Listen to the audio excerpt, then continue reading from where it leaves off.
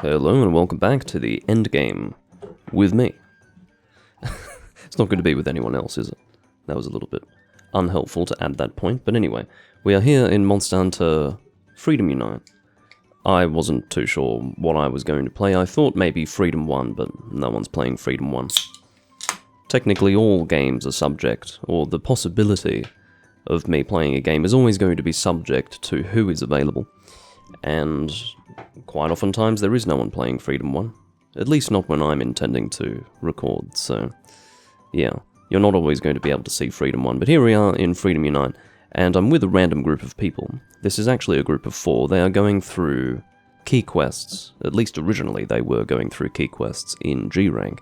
I can see now that they're all in HR 9, so I suspect that the objective has changed a little bit since they made or wrote it out in the room objective, because I am playing on Hunsterverse, where you can see a sort of a room name, even though there is no integrated online system.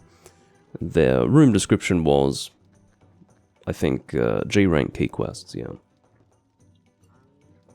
It's a bit of an auspicious day today. Not that I was expecting this when I woke up this morning, but basically, Monster Hunter I. Okay, Monster Hunter I is now available to play in English. This is a game that has existed in obscurity in the Monster Hunter community for the last 15 years or so, and it looks so primitive and so ridiculous. Basically, it's a mobile game pre-smartphone era, so I think it is technically, like, I think it came out in 2006, so yeah, the iPhone was out, but of course, particularly in Japan and across most of the world, you know, your standard flip phone or your slide phone. Is that what they call them? Slide phones? I don't really recall, but not all of them flipped, of course. You had your standard brick, you had your sliding phone, you had your flip phone. This is what most people had, and myself included. And in Japan, there was a game called Monster Hunter I, and that has now been made available. It has an English patch, you can emulate the thing on a computer, and yeah, I don't know if I'll actually get around to recording that. I was playing with the idea of recording that today, instead of doing an endgame recording. But I realized that the setup process was going to be lengthier than I first expected. Basically, not all of the assets are available for the game, until you join a private server where they can then be downloaded. I mean, there's a whole procedure involved with playing this game, and I don't even know if I want to play it. I'm not sure what these guys are talking about. Almost there, Crow. Yeah. I like that shovel guy, I see. That's gone and revealed what it was they were hunting. Ukanlos, I suppose. So Crow was in the quest with them, and then left the room. I got all excited thinking that the quest was over. Maybe not. He's munching his tail, okay. Ukanlos eating his own tail, rumor, myth? Old wives' tale? But anyway, Monster Hunter I. Maybe you'll see it on my channel one day, maybe you won't. It will be sort of a joke recording, though. I almost don't know how to feel about it, because I've always treated the game as a bit of a joke. You know, when I say my favorite Monster Hunter game is Monster Hunter I, or my favorite Monster Hunter game is Monster Hunter Massive Hunting, it's never meant seriously. It's because they are really ugly games, very primitive, and not really worth playing. But people have really put a lot of effort into reviving Monster Hunter I. Quite frankly, I would really appreciate the same amount of effort being put into reviving Monster Hunter Online, but beggars can't be choosers. I think it would be quite unseemly to try and not discredit, but rather dismiss the work done. I think we should all be happy that, at least for the sake of archiving the history of Monster Hunter, we indeed should be grateful that people are taking the time. But yeah, Monster Hunter I, if you're looking for a real in-depth experience in a Monster Hunter game, probably not that. Probably not that. For those of you who remember dynamic hunting, it's going to be a lot more primitive than that. And dynamic hunting wasn't great. I never had it. A friend of mine had it at school, and yeah, he was someone that I played try with, and I don't know. It didn't seem worth playing at that time. Alright, so these guys are probably doing Ukanlos. which means I may preemptively change my equipment, because I don't want to keep these people waiting. There's no guarantee that they're even going to wait for me, so I'm going to ensure that I'm ready as soon as possible. So if it is Ukanlos, I guess I'll bring a greatsword for fun. Bring a fire greatsword. Tiostra del Sol. Heaven forfend that any individual ever be tempted to use an elemental greatsword in Mondstadt of Freedom Unite. That's a ridiculous prospect. I mean, the very notion of it is offensive to the ears of a meta hunter. But guess what? You're not looking at a meta hunter. You're looking at someone who just enjoys being generally effective, as opposed to at peak effectiveness all the time. What am I missing here? Ancient Potion, that's what I'm missing.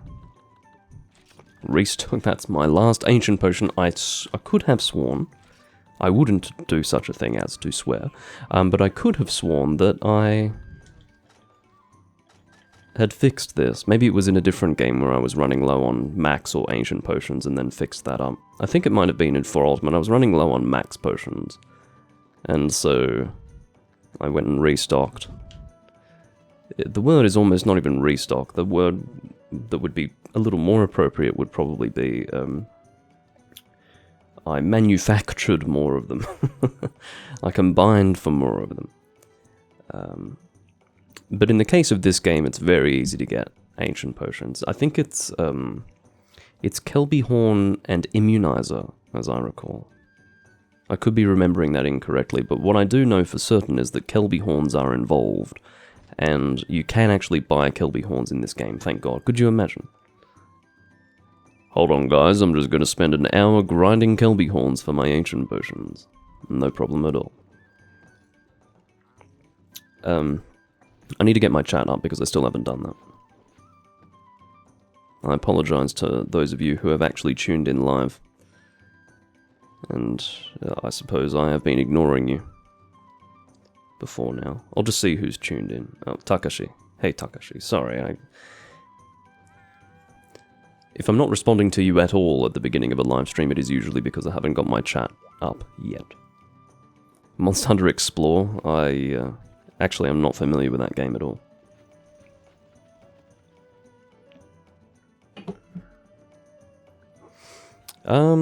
Yeah, I didn't experience any issues with being caught out as a non-Chinese person, Takashi. I feel like that was definitely the case in Frontier. In Frontier, if they caught wind of the fact that you were connecting from outside of Japan, you were definitely banned in Frontier, but I didn't have that issue in Monster Hunter Online. Not at all, and it wasn't really something discussed either. At least not between 2016 and 2018. I think that was the... Did the server shut down at the end of 2017 or at the end of 2018? I don't remember anymore. But anyway, I think it was at the end of 2018. Either way, I didn't run into that issue with Monster Hunter Online, fortunately. I have mixed feelings about Monster Hunter Online. For those who are not familiar with my position on Monster Hunter Online, I did play it before the server shut down, and I had the opportunity to really go in depth. I had plenty of time to play it before the servers were withdrawn, or before support was withdrawn. But I just couldn't bring myself to play it on a regular basis. It really didn't feel like a proper Monster Hunter game. I suppose that's not really what they were going for. It was very much a testing ground for what would later appear in, say, 5th generation. It was to explain how the game worked, it was definitely based around 3rd generation, in the same way that Frontier is based on 2nd generation, but they were incorporating a lot of new mechanics, whether it be with the UI, whether it be with the way hunts would play out. Like, for example, at the end of a hunt, and this was not something that I really liked, but for various reasons, but at the end of a hunt, they would actually tell you who contributed the most. Not even who contributed the most, but they would put a percentage value on every single hunter in the team for how much damage that they dealt overall to the monster. And, yeah, this was a little bit unkind to the people who maybe were not adequately geared for the fight. Sometimes it's not so much about how you're contributing to the fight, it's, you know, it's a team effort, and if you're not contributing negatively by way of fainting, or things like that, or holding back the team in other ways, like flinching them annoyingly, I think you're doing just fine. Like, for example, that sort of metric, that, how much damage have you done compared to other people, that's not really going to include things like how often did you flinch your team members, how often were people around you on their hands and knees because you were constantly hitting them without concern for what... Oh. I swear Ukanlos had been put on the board. I guess I didn't check at all. Oh, Absolute Power. The Ukanlos quest is called Absolute Zero. They were talking about Shovel Chin, for those of you who were reading the chat as I was reading it out myself. And so I was expecting Ukanlos. A quest called Absolute Power was put on the board, which is very similar to Absolute Zero, which is what the Ukanlos quest is called. Sadly, and this is a little bit cringeworthy, I am very ill-prepared for this fight. I am reliant almost entirely on the raw damage of this greatsword. Gotta love it when it goes around your shield like that. Yeah, this is very, very awkward. I might sheath, actually. Reposition a bit. Yeah, this is slightly embarrassing. But I'll just have to accept that I am entirely suboptimal. I was making a joke about not worrying about being at peak effectiveness for quests. Hence the reason why I was bringing Elemental Greatsword, but that has to be, I have to actually clarify that the intention was not to bring a Fire Greatsword to a Tigrex hunt. Not even close. Oh well. I can see that JG is using a Dragon Lance. I don't think Dragon is really the appropriate element for this quest either. Definitely Thunder would be your primary elemental weakness. I'm not sure what sort of damage he takes from Dragon, but it's... I don't think it would be that great.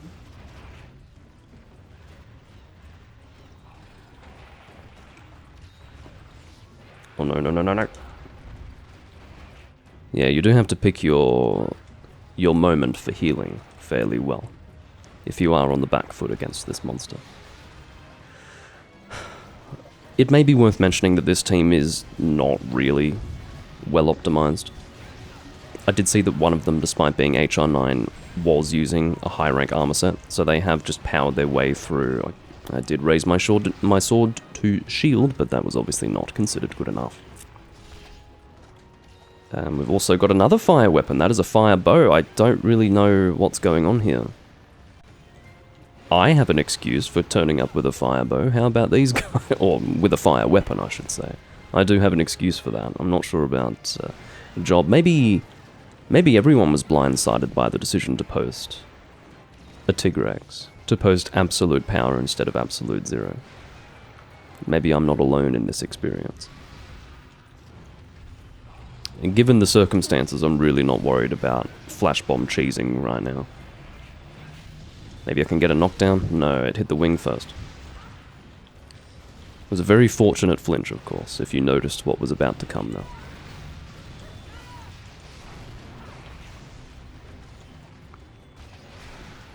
I don't think I've got any flash bombs on hand.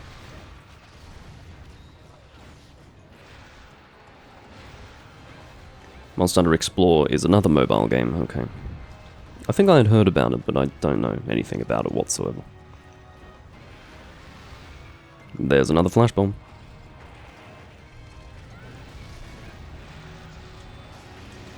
Again, would much like to get my hits off on the legs rather than the wing. Otherwise, I should just be going for the head. If it feels like I can't consistently get it off on the legs.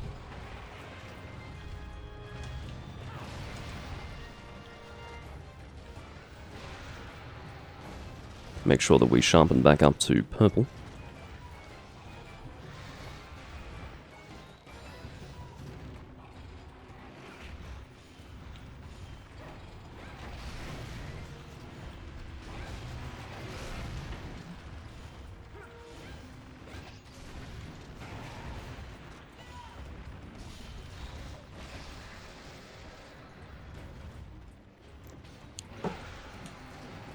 I did it one-handed. Got the neck rather than the head, though, by the looks of it. There we go, we got a tail cut.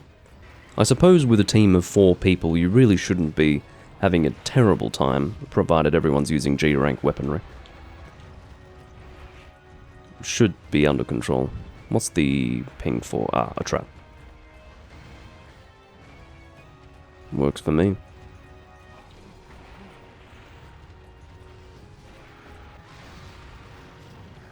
I'm not going to get full damage on the greatsword here, I don't think. Because it hit the tip of the blade rather than the base of the blade.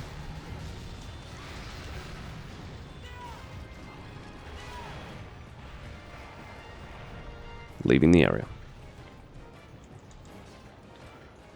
As I say, and I don't really need to explain this further, but we're not really in an ideal situation, but it seems to be playing out okay.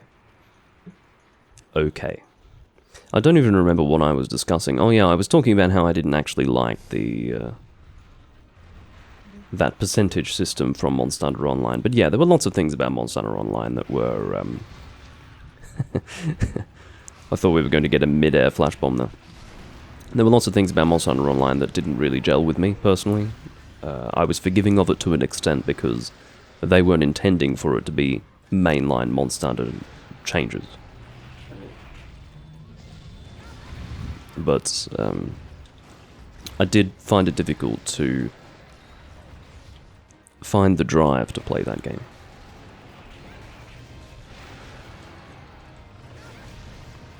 I still would like it to return, though. In some way. This is coming from the guy who has Frontier, has played a little bit of it, since it was revived, but I also can't really find the urge to play that either. Similar experience, to be honest. When I was playing it, I just felt like I would be better served working on something else, like working on a first-gen Monster Hunter save file, for example.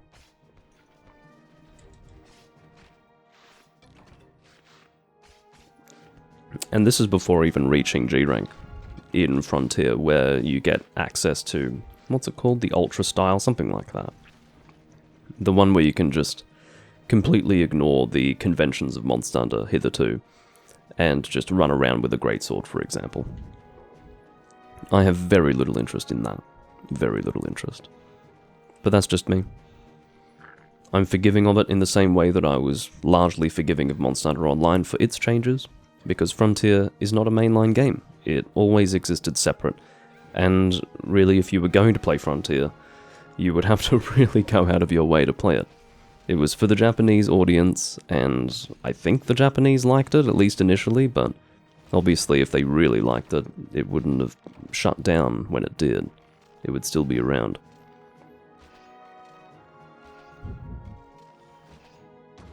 Anyway. I'll probably do some Frontier in the future, we'll see.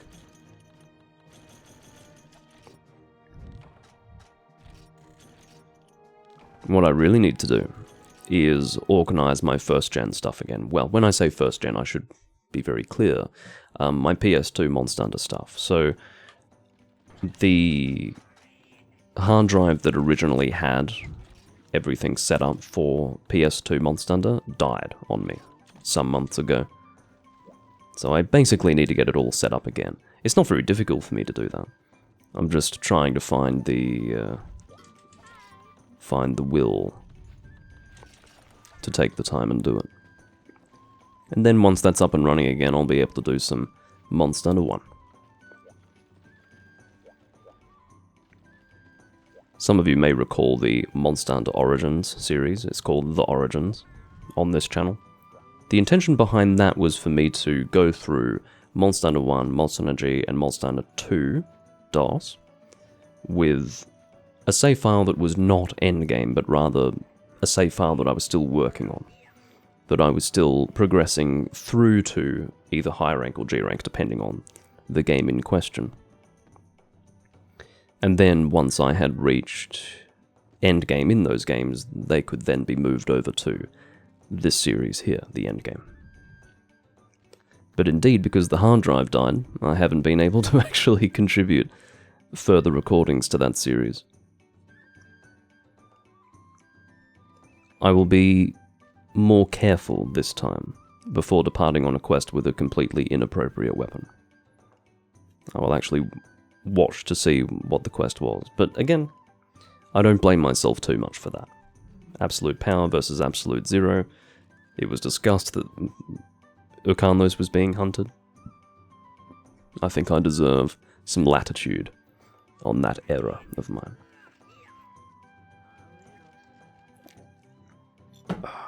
Beverage today is not exactly the most eccentric. I think it's a lager, to be honest. I don't really drink lager. It's a bit beneath my dignity to drink lager, but Monster. It's Premium Drafto. And it's from Okinawa, apparently. And indeed, it has a sumo on it. When the dust settles, take a moment to honor the legacy of the monster within it's not within, it's with. Legacy of the monster with smooth, crisp refreshment. I don't know who the monster is. Maybe it's a particular sumo wrestler from the past. Monster Okinawa Dry is brewed using the finest quality ingredients to create a dry lager of unseen magnitude. Unseen magnitude. No, I can assure you it tastes fairly normal. It's not offensive. It's not like Sapporo. Don't drink Sapporo. If you've ever had Sapporo lager, it might be okay the first time, but then it just progressively gets worse. It's like taking a hard drug. It's never going to be as good as the first time. And it's gross also.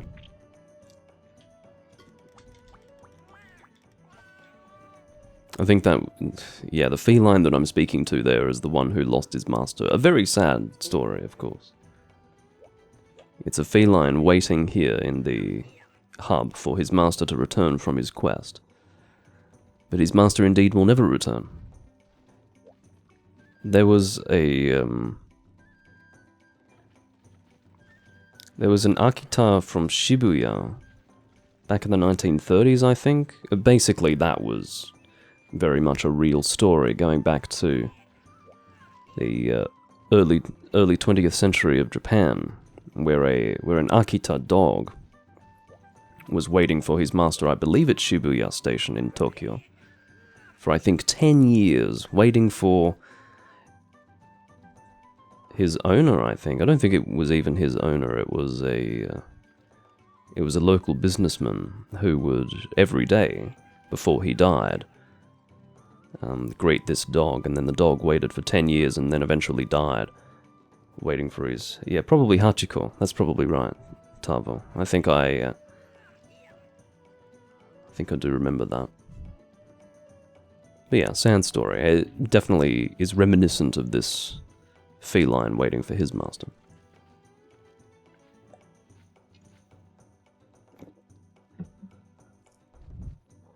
There hasn't been much communication, which worries me.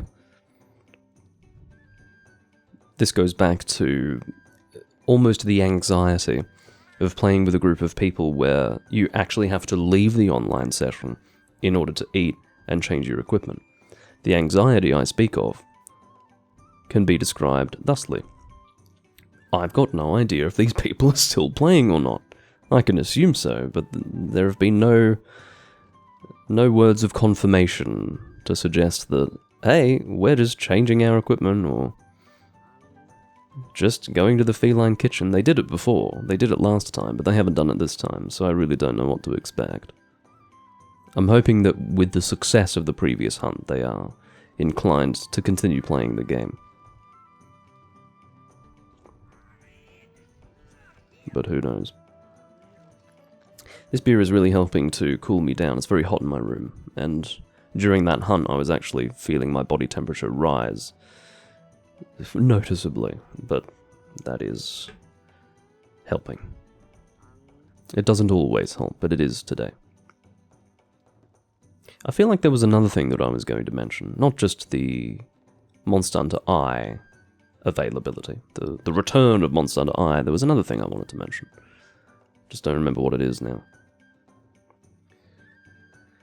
Mustn't have been that important. So it's all good. We patiently wait for 2 people who may not even return. That's the beauty of it. It's the scenario where they're actually not coming back. You just sort of sit there like an absolute mug, waiting for these people to come back. It's... Anyway. This is a little different to what I normally do. So when I'm recording Monster Hunter Freedom Unite, I would say 99% of the time, it is a room that I have personally made. I have reached out to people within the Hunsterverse community. I've said, hey, who wants to join me for some random hunts? People assent to that proposition and make their way into the room, and then usually I get a solid 2-hour hunt with that group. What I have done this time is probably against all good advice that I would give to other people, is I've joined a random group who have already been playing for almost 3 hours. And really, I've got no expectation of a long hunt with these people. The worst part about it is that I'm live. So I don't actually know if I would be able to get another room together if these people disbanded. And I suspect now that they have actually disbanded because they're still not back in the room. They didn't say anything. I'm waiting with the same uncertainty that Hachiko felt. Yeah, that's right. I'm currently playing out that experience, which is great. I mean, it's always good to demonstrate these things. Hey, this is what it's like to wait for people who are never coming back. Problem is, though, I'm meant to be recording Monster Hunter and providing some form of entertainment to those of you watching. So...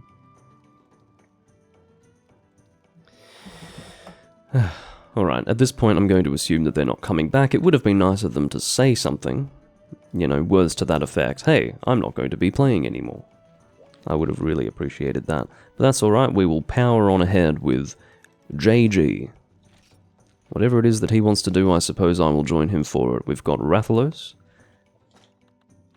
Just a single Rathalos. That is entirely within the capabilities of the team. Although he is using a dragon weapon.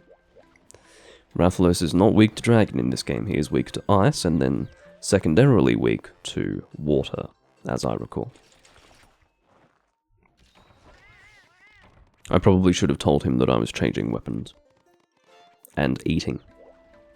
Because now he's probably going to sit there with the same uncertainty that I've just been describing.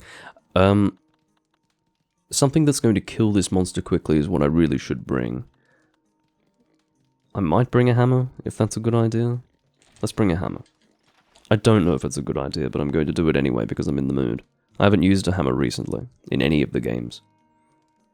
People probably think I don't use hammer, to be honest. I wouldn't actually fault them for believing that to be the case, because I just haven't been in a hammer mood. There's something about the hammer. I think it's because you are automatically magnetized to the head of a No. He's gone! He probably thought that I had left and that I wasn't coming back. This is the problem, ladies and gentlemen, with not being able to eat and change your equipment in the same area as the place where you are questing, because it requires very diligent and constant communication with the people that you're playing with. Otherwise, people will misunderstand. You know, you will have discourteous types who have been playing for a while, suddenly decide that they're not going to play anymore, but say nothing whatsoever. And then this breeds uncertainty, this breeds a culture even of people not giving others the benefit of the doubt.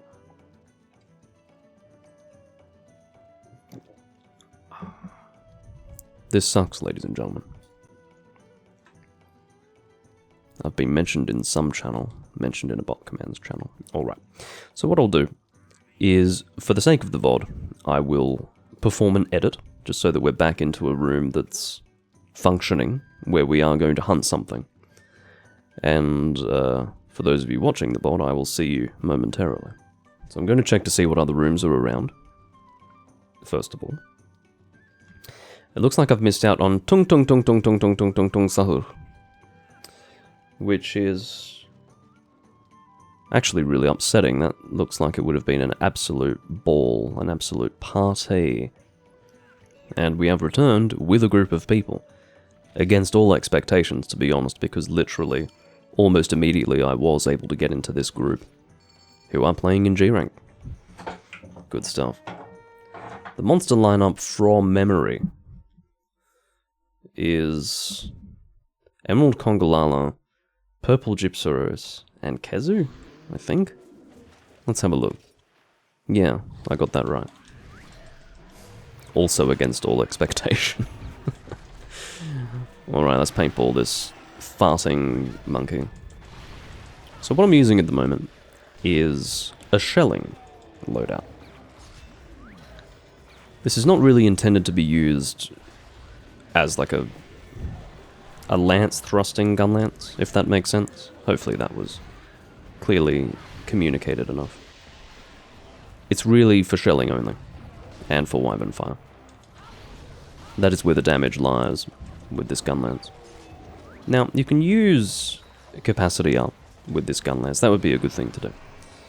Instead, this armor set is intended to be used with a Fatalis. This is a sort of anti-Fatalis loadout, particularly Crimson and White, who are two monsters who become armored, and are therefore a little awkward to fight with Blademaster loadouts.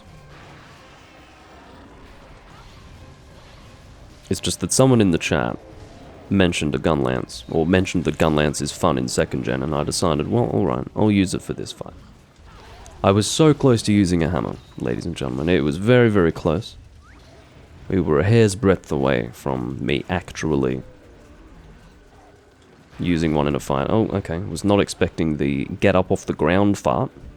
I guess that does require some physical exertion. If you're, physically exerting yourself, you are more likely to pass wind. I'm glad that they're keeping it realistic. Yeah, you took away my hammer dreams. It's more that I didn't really want to use a hammer against monsters like Kezu, Gypsaros, and Kongolala. This is not much of a hammer experience. My hammer dreams are not, they're not filled with moments of getting the super pound off on a frickin' Kongolala's haircut. Really, I don't enjoy that very much. I don't enjoy the idea of it, even. I think I was within range there.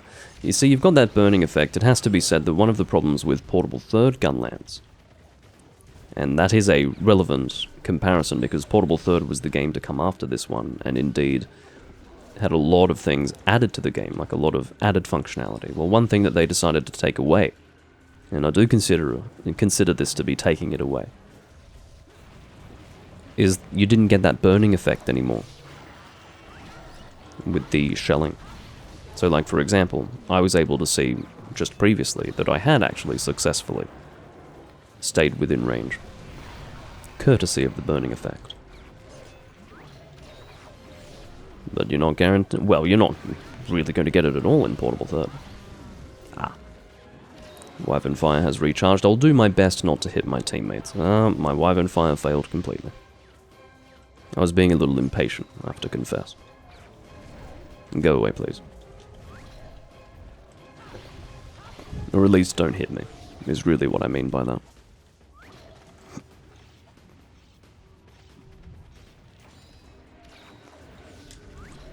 It is a very ridiculous lance. It looks like a joke weapon, and I suppose it is really a joke weapon, but it happens to be one of those joke weapons that is fairly effective.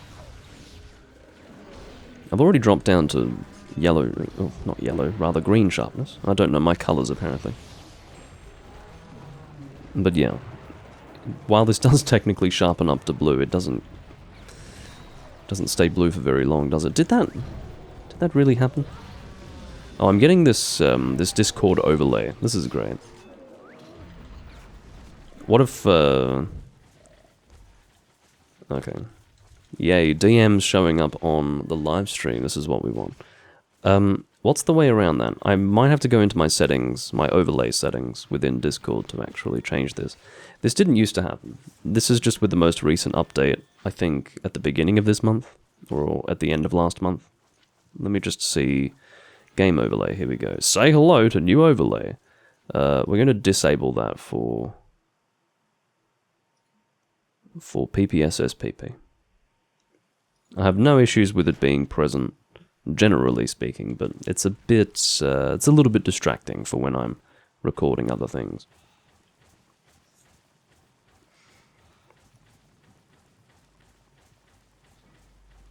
I didn't actually use this gun lance in 3 Ultimate. I suspect that you would have had 2 options in 3 Ultimate, either this gun lance or the bamboo gun lance, because that's a good shelling gun lance from Portable Third. And I'm pretty sure both of them were in 3 Ultimate. Can't say that for sure, though. I didn't use either of them, so I don't know. I suppose I could check. Yeah, while these guys go and partake in the Gypsaros experience, I'm going to bring up the 3 Ultimate decks, or more specifically, the 3G decks, which has been translated into English, and see if the bamboo gun lance exists in that game. I'm just wondering if it is gun lance. We want no special attack. Is it in the game? Oh, it doesn't look like it is. No, it's not in the game. Okay. Well, it turns out that the bamboo gun lance was not brought over into 3 Ultimate. That is a mighty shame. What a terrible loss. I was out of range of that flash bomb, actually. Let's try to get our Wyvern Fire on target this time, shall we? Bit of a delay with getting that out. I would rather be hit out of it than have the monster run away and then not take the damage.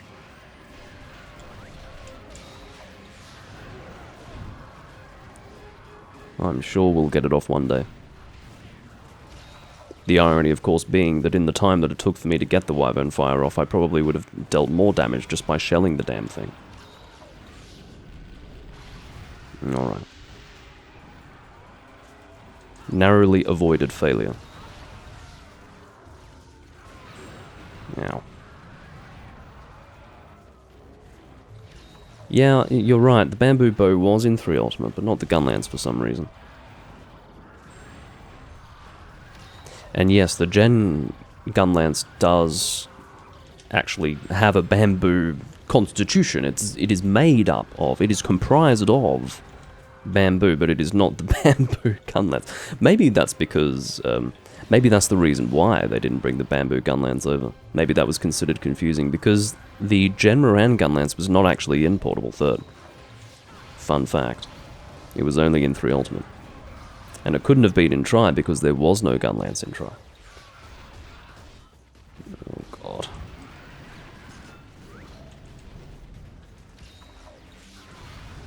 I can tell you pretty comfortably that fighting a Gypsaros with a gun lance is kind of annoying. Oh my god. I think the wind pressure in particular is annoying. And I thought I was out of range, but of course he has a stretchy tail. That's how he works. Wilds players will know that. Why the hell did they bring him back for Wilds? Can someone tell me that? In fact, don't answer that question.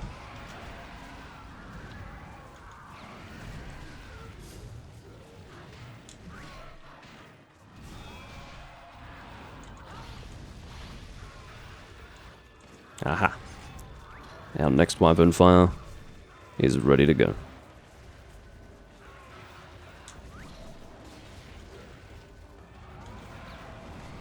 I will, however, allow you to relocate.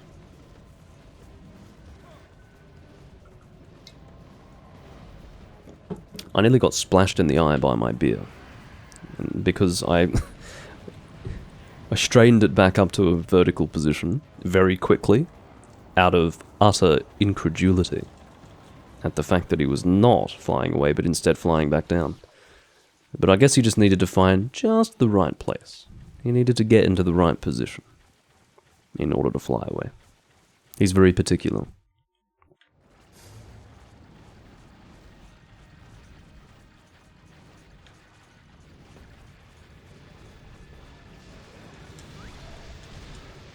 I apologize to anyone who gets hit by this. Looks like no one did. Good news. I'll let you wake up. I think that might be an actual death. Let's paintball him to find out. I'm sick of playing the guessing game. Yeah, he's dead. And you can also see that his flash stone, I guess we could call it. You could also call it his crest or flash stone. You could even be fancy and call it his flash stone crest. Wow, I should have been employed by Capcom coming out with things like that on the fly. Capcom, please don't employ me, I'm not interested. But anyway. Yeah, so those are the two ways that you can tell if Gypsaros is dead or not. Flashing headstone, and the paintball will still be pink. That means that he's alive. If the paintball goes grey, and the headstone is not flashing, it means he's dead.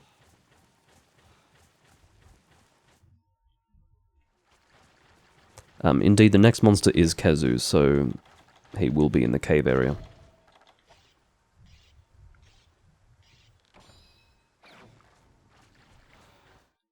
One of the good things about the joke weapons is that they tend to have very silly sound effects as well.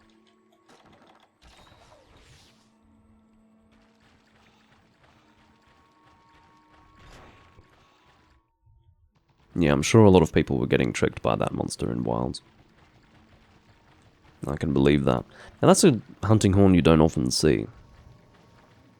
There are a lot of hunting horns that don't often get seen, and this is one of them.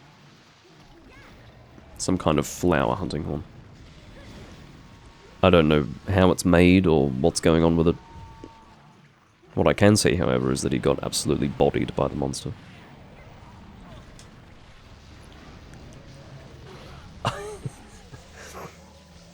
Just managed to get it off. I was wanting that.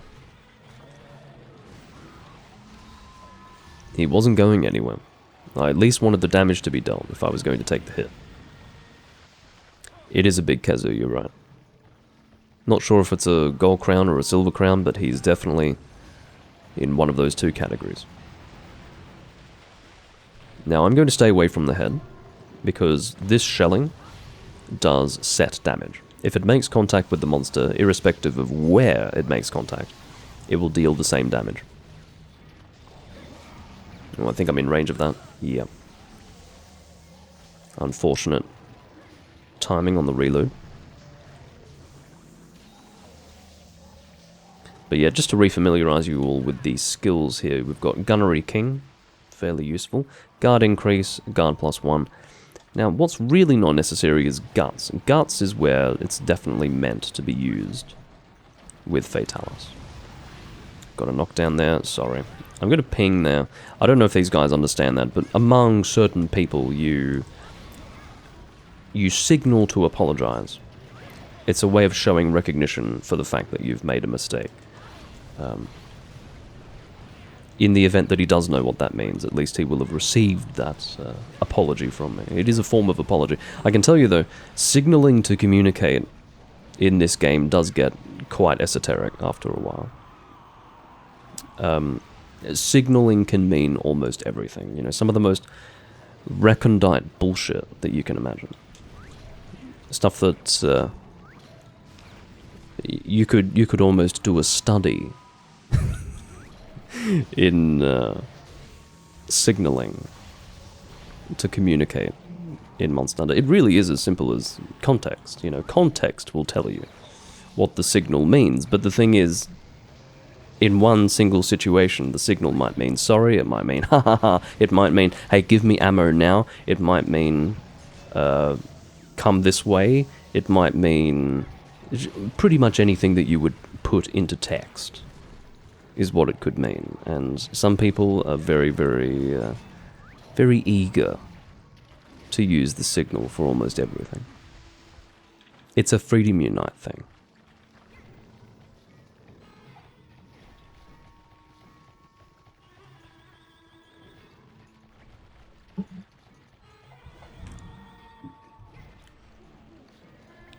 I'm actually glad that when Kezu has decided to leave the area, he's quick about it. He moves fairly quickly, gets into his little hole, then flies off.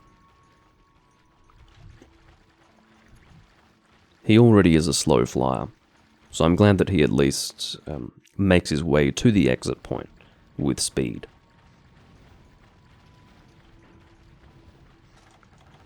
We do definitely want a paintball because I am now out of psychoserums.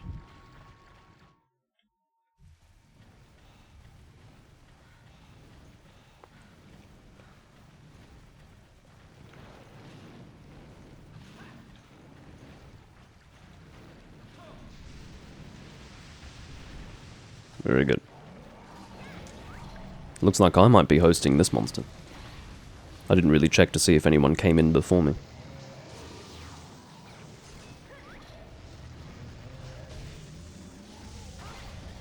Goodbye. That took a little longer than expected. They're all, I guess, tier 1 monsters. This is not really universally accepted, but I categorize monsters in 3 tiers. I try to do so anyway. Although, maybe these guys are tier 2. Tier 1 probably would be... but here's the question. Is Congalala in the same tier as Gypsaros? Aha. Because I was tempted in that moment to put Congalala in tier 1 alongside Kutku and the Dromes, but maybe he's tier 2, I'm not sure. Tier 3, of course, is your Rathalos, Diablos, Lavazioth, etc. Tier 2, I'm going to say, is Kezu.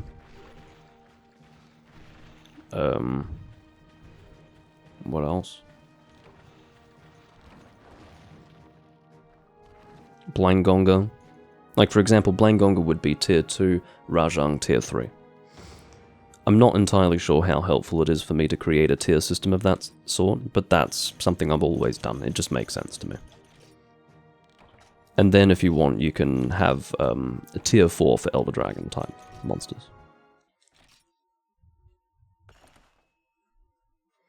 I forgot to check to see if that was a particularly large Kezu. I don't think it was. I didn't get any indication of that. Unless I skipped through it too quickly, that's possible. Bullfango is tier 6. Yes, of course. Particularly the giant Bullfango from Monster Hunter Frontier. Well, no, he's not a giant Bullfango. He's like a devil Bullfango. There's this really weird event quest in... Well, it's not that weird. It's not weird by Frontier standards. It's weird by mainline Monster Hunter standards. Frontier has some of the weirdest event quests you've ever seen. By Frontier standards, this is fairly ordinary. But there is a devil Bullfango who... Well, not Bullfango, but Bulldrome. And Bulldrome, in that quest, is glowing red and charges at you with immense speed and is extremely aggressive. It's not very fun. Not very fun at all. I can't even remember what you get as a reward for that quest, but anyway. Lao Shan Lung draws near. Fuck me. I wish he weren't drawing near. I really could do without it, but that's fine. It is a very modern phenomenon for people to take issue overdoing a Lao Shan Lung. In Generations Ultimate, if you post a Lao Shan Lung, that is the quickest way to have the entire team just leave the room. If you ever want a full room reset, but don't want to be really rude and just kick everyone, post a Lao Shan Lung. Same effect as kicking everyone. Same effect. But here, in first and second generation, Lao Shan Lung is par for the course. Like, everyone's happy to fight him. It's like, oh, okay, he's part of the game. I'm not concerned. I would probably feel that way if it weren't for the fact that I'd fought him in Monster Hunter 1, Monster Hunter... Well, I haven't fought him in 2 yet. I'm not looking forward to that. But I fought him in 1, Freedom 2, Freedom Unite. For some reason, he's also in Generations Ultimate, so I fought him in that game. I've just fought him enough. I'm sick of it. But anyway. He's honestly a miserable fight. He's just freaking pointless. I think the only way that I'll be able to enjoy this, actually, is to use a longsword. Although I don't have a tremor resistance set. Maybe if I had a tremor res set, I would do it. Let's instead bring a bow.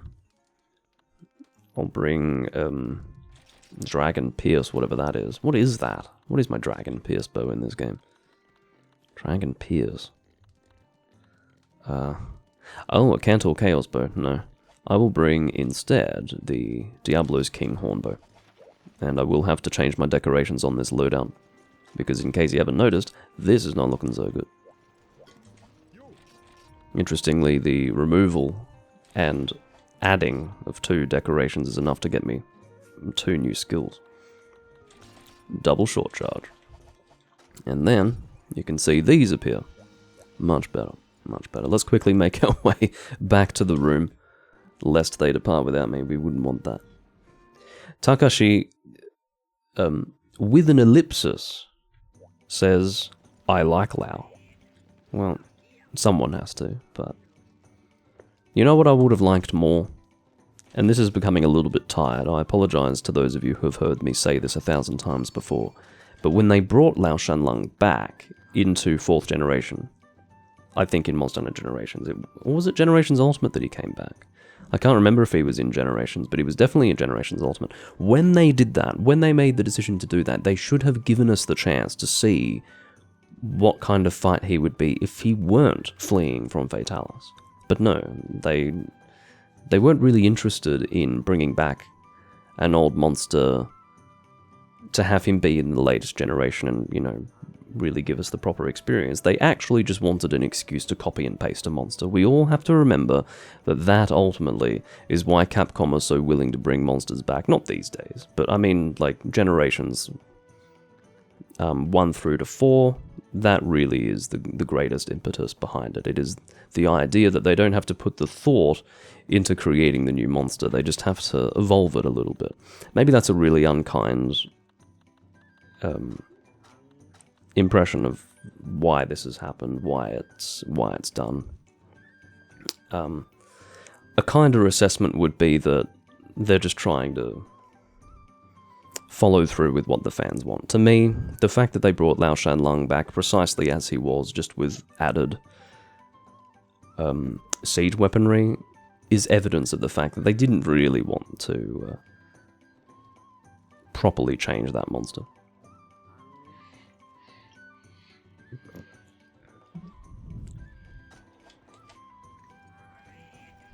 I'm not sure if we are expecting the 4th person to return. Hopefully he is coming back. I can't remember his name.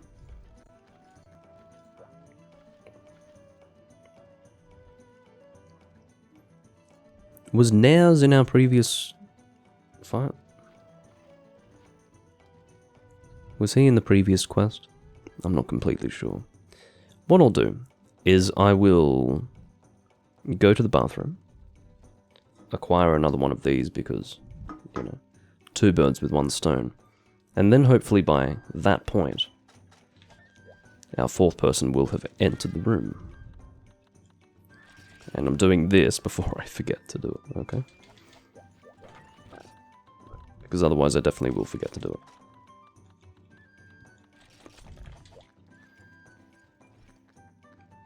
I could ask these guys to bring nitro shrooms for me, but that's a bit more than I'm willing to bother with right now. Alright, I'll be back in just a moment, and then hopefully the 4th person will be here by that point. I don't want to do a 3-person hunt against Lao Shanlung. 4 people is already kind of boring. 3 people, don't even get me started. I'll be back in a moment.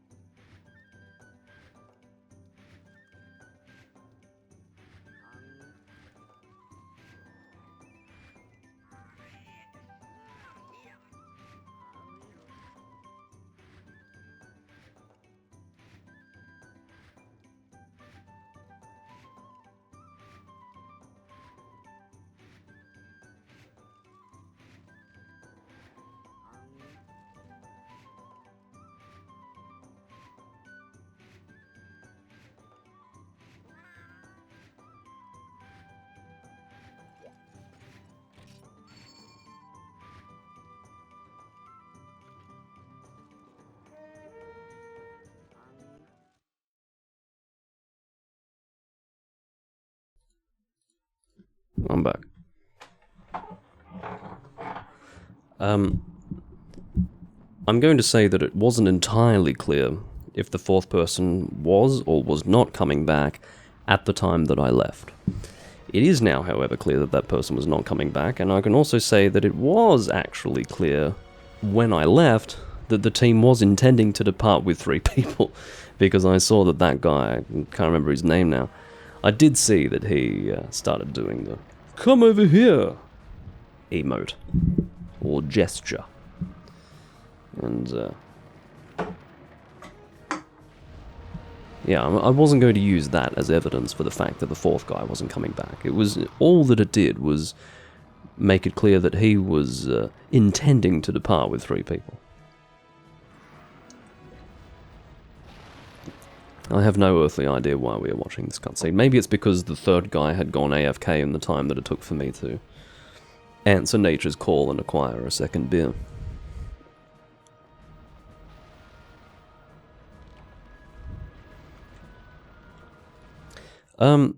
The point that you make of Generations Ultimate having balancing issues because they approached it from the perspective of, hey, let's just bring everything back, I don't completely agree with that. I mean, unless you can flesh it out further, if you can put meat on the bones of that argument, I will take it on board, but in my opinion, it was the introduction of new things that caused imbalance. It was things like Valor style, things like Adept style. Like, they literally had Evasion 3 built into the game, which you could access at any time. At least Evasion 3 and 4 Ultimate was a skill that you had to get. Like, you were sacrificing damage skills in order to acquire it. Valor style? Well, what's that? I was complaining about Ultra style with Frontier, where you can run around with your greatsword. Well, how about a mainline game where you can run around with your heavy bowgun? You know, the whole concept of bowgun mobility was completely tossed out the door. Giving the longsword a counter built in, which I think they do now with the modern games, don't they? But that was the first time they gave it a try, I think, with Valor, you know. Giving the longsword a counter, that's what it needs for sure, yeah. The weapon that deals the most damage for the least amount of effort and knowledge of how to use the weapon is the weapon type that needs a counter as well, yes. We need to even the playing field, don't we? By giving one of the strongest and easiest to use weapon types a counter.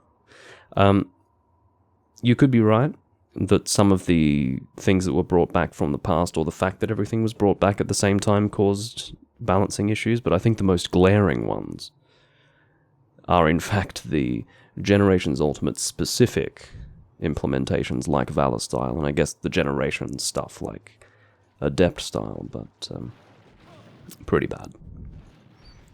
It didn't really spoil my enjoyment, but it was definitely a clear indication that Capcom were walking away from balancing being a priority.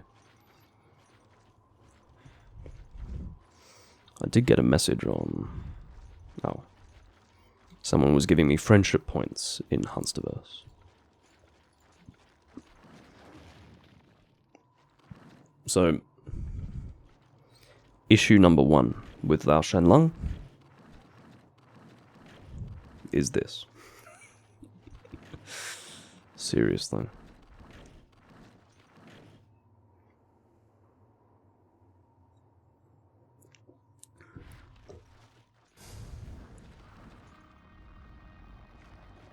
Patience is indeed a virtue, but patience shouldn't therefore mean that you're content with the way things are.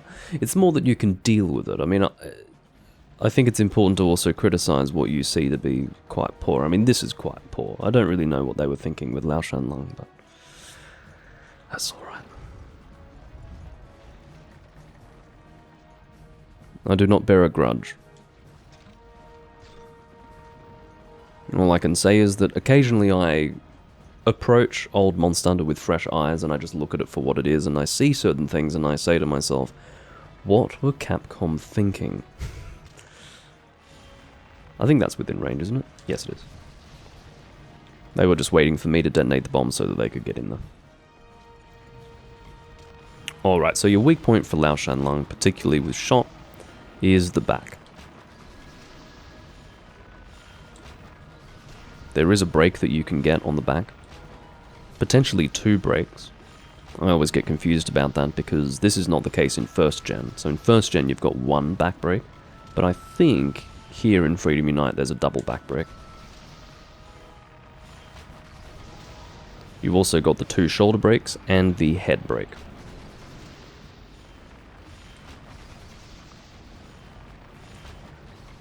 The more you break on him, the easier it'll be to get his rare drops, as wound rewards. I think I've been pretty good with the Endgame series in avoiding Lao Shanlong in my Freedom Unite recordings, or in indeed my Freedom 1 recordings, but the time has come to fight him again. Obviously I've been recording Monster Hunter for a long time now, but on the Link Inverse channel, I think I've been able to stay away from Lao Shanlong fairly effectively.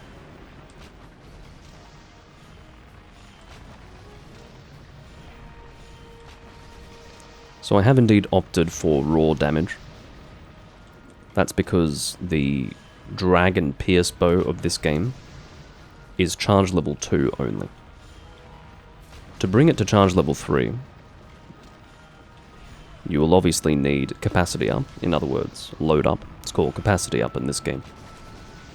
But crucially, it no longer will be a pierce bow at that point.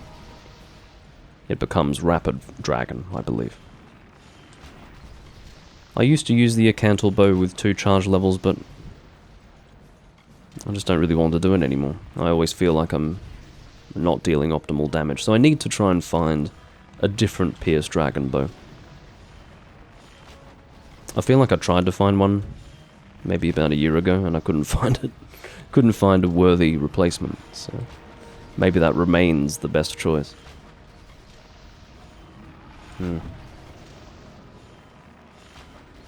Alright, so back break number 1. See how you've got a break on his left side? I think you can get one on his right side as well. This could also, however, be some kind of fever dream that I had many years ago that has no basis in reality whatsoever. As for the shoulders, I'm not going to bother trying to break those. I mean, unless I pierce through the shoulder into the back, which can be done at certain angles, but not consistently. Unless, of course, I'm willing to sacrifice DPS.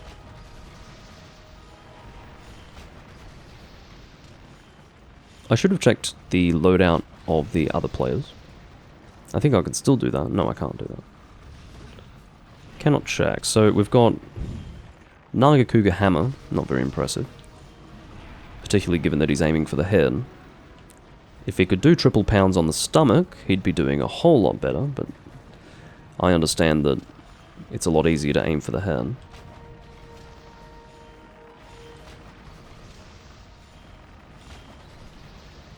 And then the other guy is... well, what is he doing? He's about to... well, JP. JP with the... oh my god. JP, ladies and gentlemen, with the Hermitor Greatsword. Okay. Understood. The reason why I'm trying to assess the damage of the team is to try and see if we would benefit from ceasing our attack at any point against this monster. If your team is too strong against Lao Shanlong, you can actually raise the chances of failure, which might sound strange. Let's imagine you reach the damage threshold, the health threshold of this monster, which sits at about 2000 HP. If he hasn't reached the final area yet, you won't be able to kill him. And if he's reached that 2000 HP threshold, all you're really doing is flinching him and slowing his passage to the final area where you can hit him. The best thing to do is to actually stop hitting him and wait for him to come back. Or not come back, but rather get to the final area. Come on, Nez! Come on. That was much too... What's the word? I usually have a word that I use for that. Overzealous. It was much too zealous of you, my friend.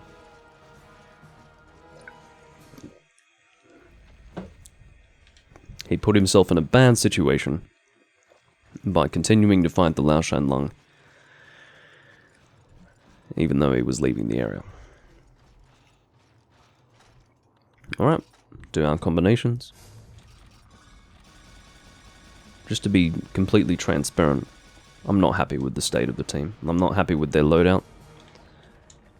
But that's fine. Just means that they're relying on my damage a little bit more. I'll do what I can. The reason why particularly I'm not happy about this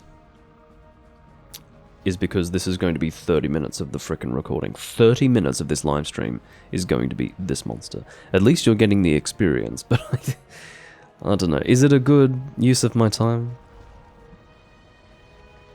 Maybe, maybe not.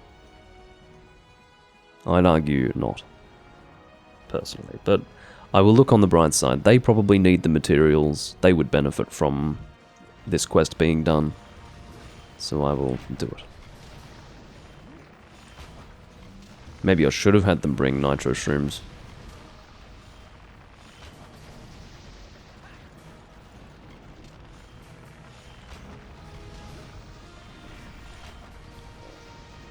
What I will discover during this hunt is whether or not I'm being crazy about there being 2 back breaks.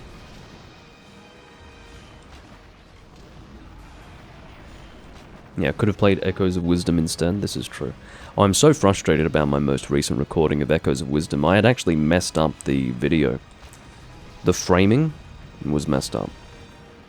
I was raised slightly off the bottom of the video. And the... yeah, it didn't look quite right. It's not so bad that it's unsalvageable, which is to say... I shouldn't even say unsalvageable. I mean, there's nothing to salvage in that I'm not going to try to fix it in any way. What I mean is that it's not intolerable. Like, I can tolerate it, it's just really not good. It's not the sort of thing I would have expected someone to draw my attention to at the time. It's not really your job to produce my live streams, but... yeah, very annoying that I didn't notice that there was a problem until after I had recorded, like, 4 or 5 parts for that recording series. Not good. Not good. But anyway. Didn't look great. Oh, Nez. You and your Nagakuga hammer. These guys really are just scraping together whatever they've got. Maybe the Nagakuga hammer is great and I'm just being unkind. I love this perspective. When I can get this perspective on bow shooting, I love it. It almost feels like I'm playing a first-person version of Monster Hunter. Don't you think? How much fun is that? It's really only during the Lao Shan Lung where I can get this. Oh, that is so much fun.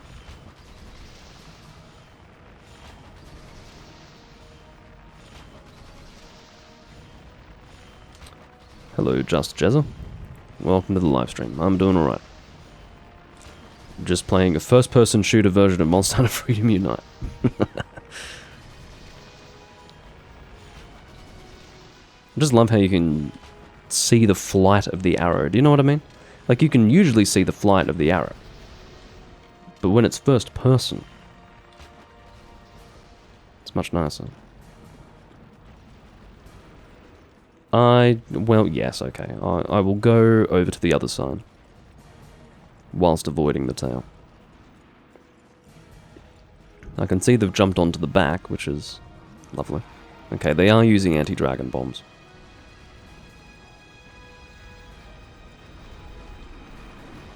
Let's go back into first person, shall we?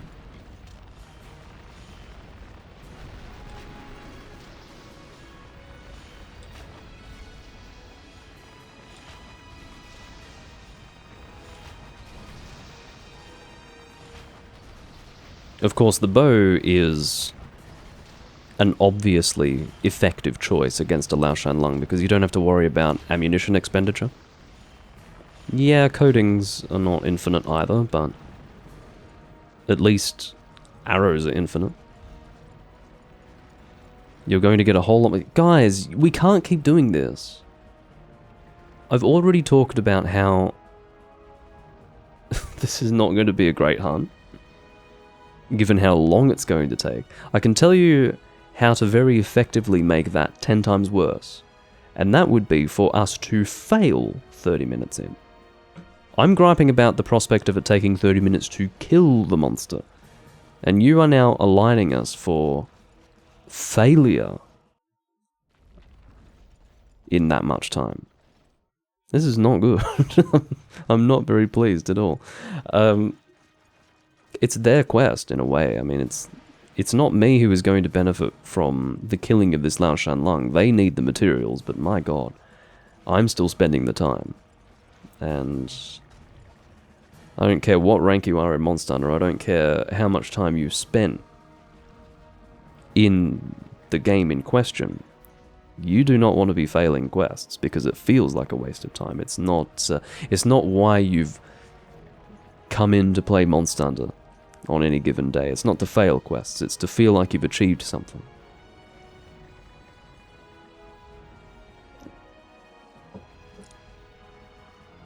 Anyway, these guys need to pull their socks up.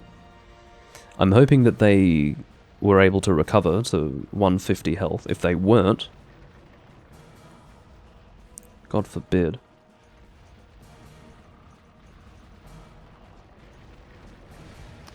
You didn't need to do that. I could have detonated it. I am a bow user. I mean, I guess I was being a bit slow, but still. Is there a second backbreak, or am I absolutely losing it?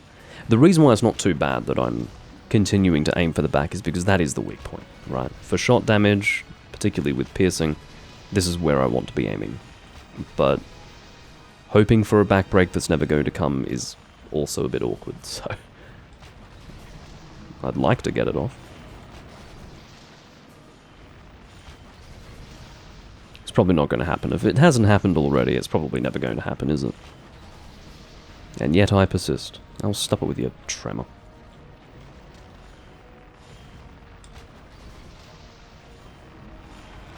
Alright, I'll go forward because I don't want the tail to become a problem. I'll swap sides. I just don't have much available space on that side, as you can see.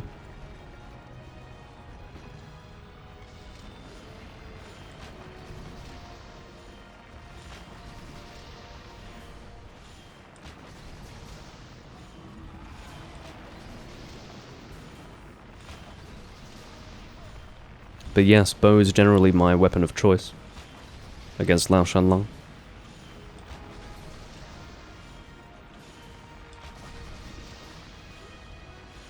It's not difficult to get enough ammunition to fight him with a bowgun.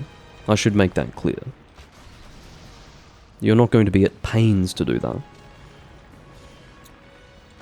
But it also does make sense to bring the weapon where you don't have to worry about expenditure, whilst maintaining a distance.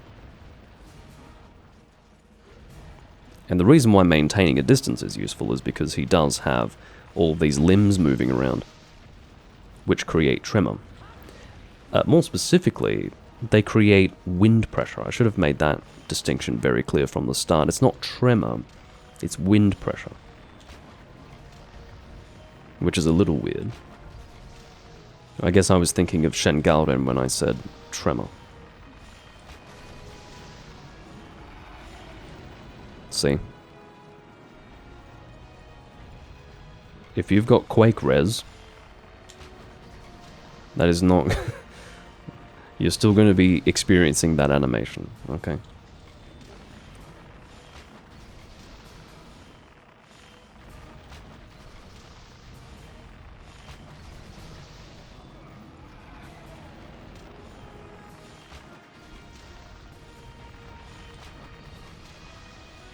You can see these boulders are being dropped on him as well. But it's expected that that damage is dealt. Don't be relying on that damage is what I would say.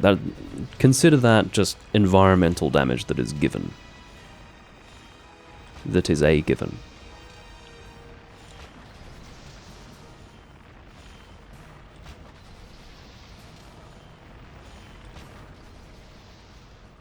Yeah, this backplate is definitely not going to break. So I'll just pierce through the back for damage purposes.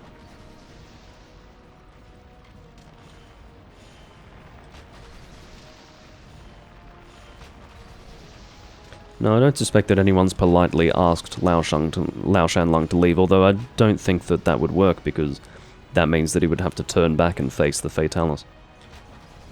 I suppose an alternative to that, Mad Duck, would be to ignore the Lao Shanlong, kill the Fatalis, and then politely ask him to return to whence he came, given that the Fatalis is dead. That would be an interesting way to approach it.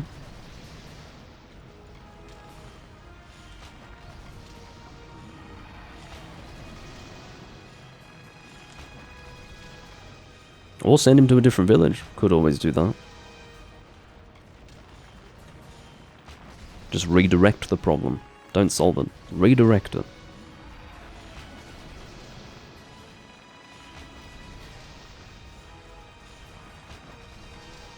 There's a bit of running around going on here.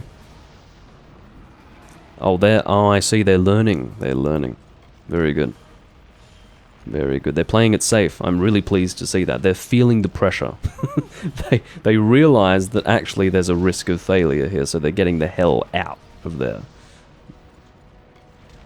I'm very pleased to see that. I take my hat off to my two fellow hunters.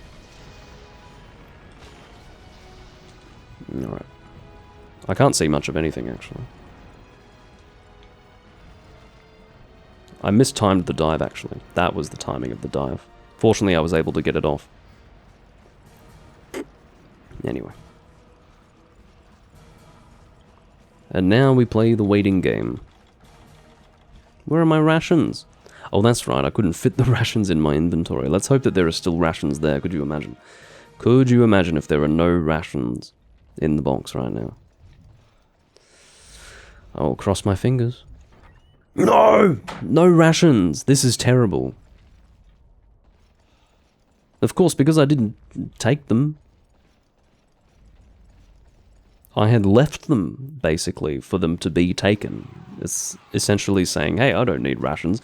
Actually, I do need rations, and I was just being really foolish at the time by not reorganizing my inventory. In fact, I think I know what I did. I couldn't take rations, so I solved the issue by selling my map, or rather discarding my map. But then I didn't go and pick up the rations, for God's sake. I was obviously a little bit distracted by whatever I was prating about at the time. Alright.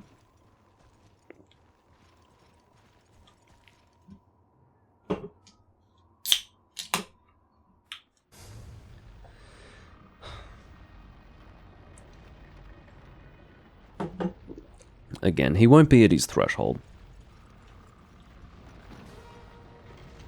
As soon as he appears, he will then be able to drop below the threshold that was previously established, but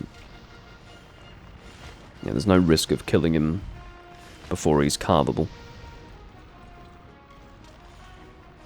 If I had properly taken stock of the damage output of the team, I would have brought adrenaline, okay? I would have gone either heroics or adrenaline, one of the two, and made this a slightly less painful experience for all of us.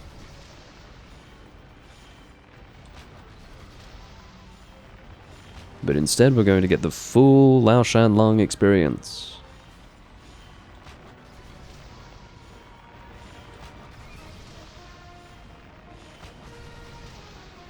Now if I could get a little bit of engagement from the team, that would help.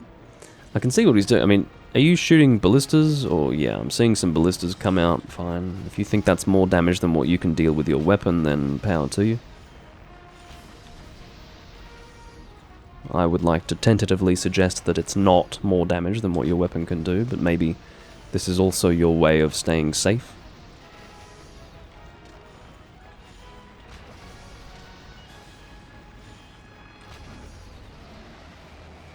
How was I out of range of the roar there? That's a bit strange. You've got to be having a laugh. That was definitely not within range. There's no way that was in range. It's alright. Lack of experience. It's fine. As tempting as... I mean, God, if we'd turned the clock back 15 years, my response to that would have been pungent, to say the least. Holy shit. Anyway. I'm standing still, JP, not AJ, JP, because I'm pouring a drink. There's no other way for me to be able to endure this situation. I mean, you know what makes me turn to drink, JP? It's watching you stand still when we're trying to kill this monster. But I suppose I'm doing that, aren't I? So I can't speak. I mean, I'm allowed to take a quick break. A quick beverage pouring break, because I'm the damage dealer here, okay? I'm allowed.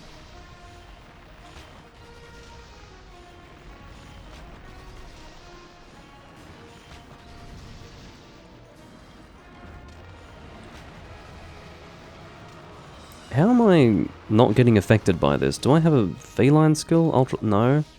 I must just be standing barely out of range. It's very strange.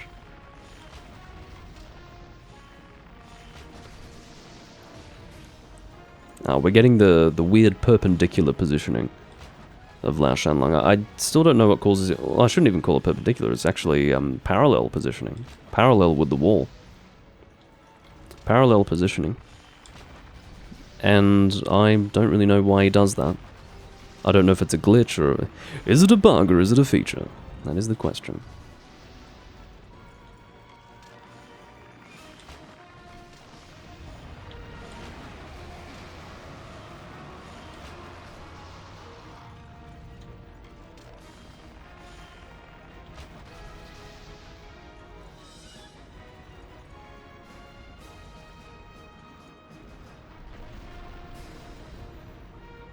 The reason why I'm not standing just in front with the bow is because I'm getting a nice pierce into the back.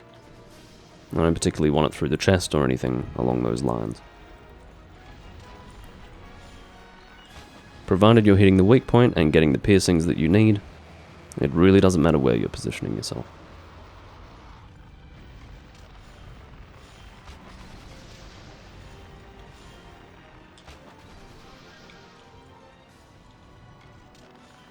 Oh my god. Yeah, he's really gone in the wrong direction now. He's walking away from the fortress. He does occasionally completely break in this way, and it's kind of funny when he does it.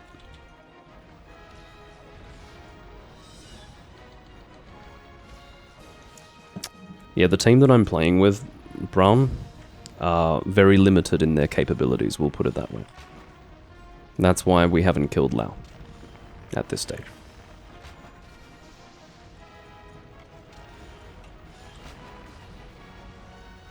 Alright, he's going to be repositioning, which makes it dangerous for me to be standing here. I have to get away from the tail. And again, I've got no rations because these guys took my rations. Very good. What's a great combination? I'll tell you what it is. It's Lao Shanlong moving strangely whilst we don't really have the team effectiveness to deal with it properly. Because, you see, I'm wasting time repositioning, which could instead be spent hitting the monster consistently and with high DPS.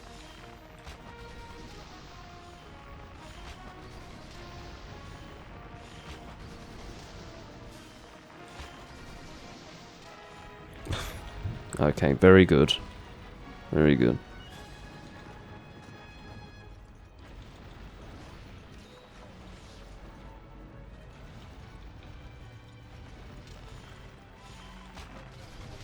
If you can hear a low-frequency rumble, it is because there is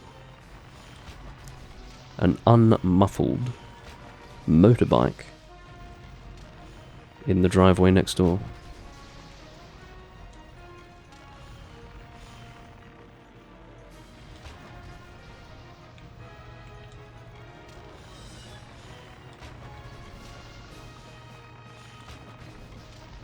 It would be pretty unpleasant if we weren't even able to get a kill here. If it instead became a rappel, I would feel a little bit defeated, but it wouldn't be as bad as failure.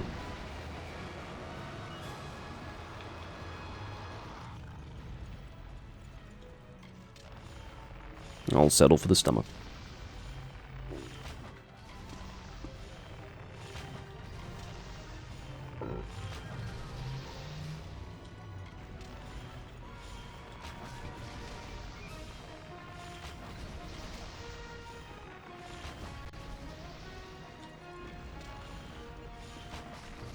Time left, 5 minutes.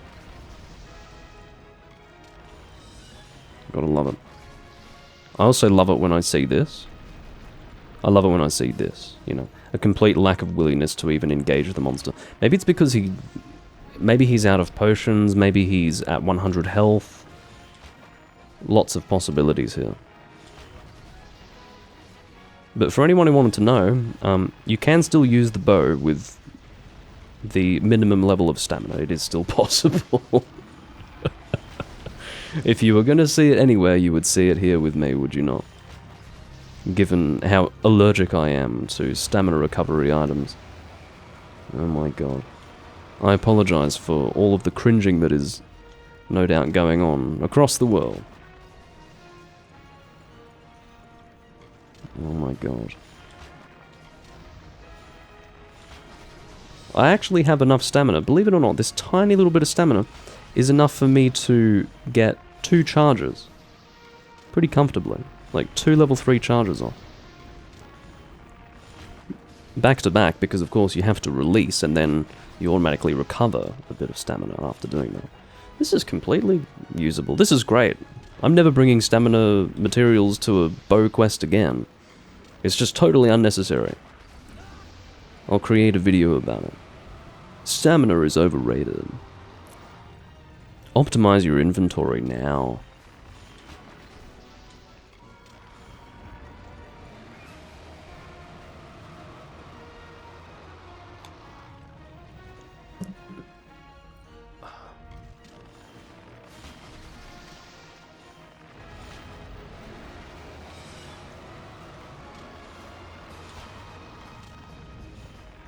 Still going. At least we know for sure that it's not going to continue for more than, say, 3 minutes or so. We have officially been given a time limit.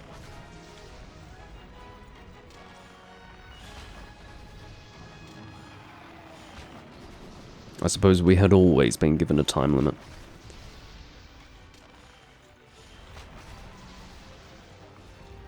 It's just now imminent.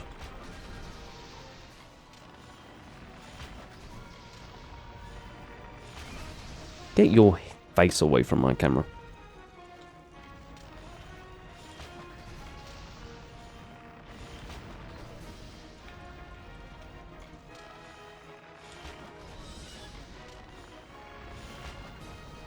That was a really well-aimed frickin' arrow.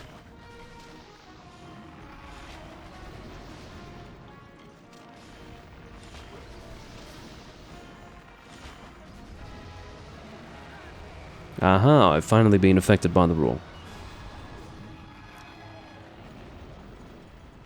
I think that's our first full knockdown. Isn't that good? Been fighting him for 30 minutes and we haven't gotten a full knockdown until now. Very encouraging.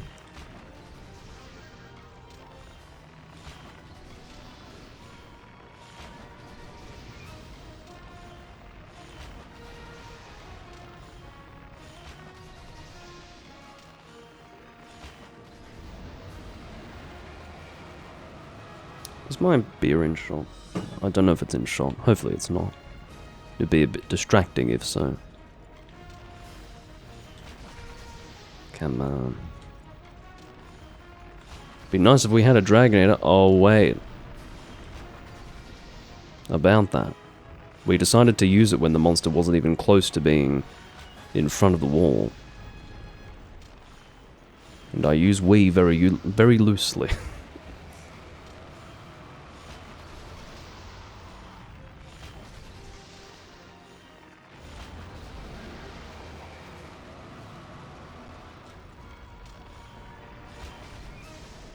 He's dead!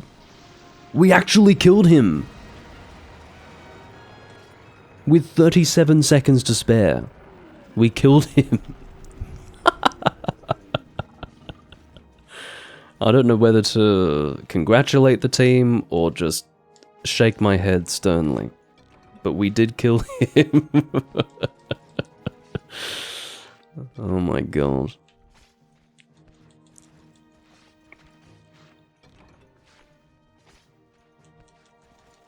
I don't even have the stamina to make my way down the body in a reasonable amount of time.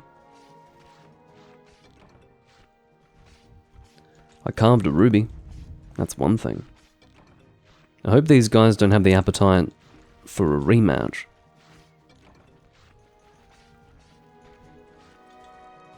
Because it won't be happening.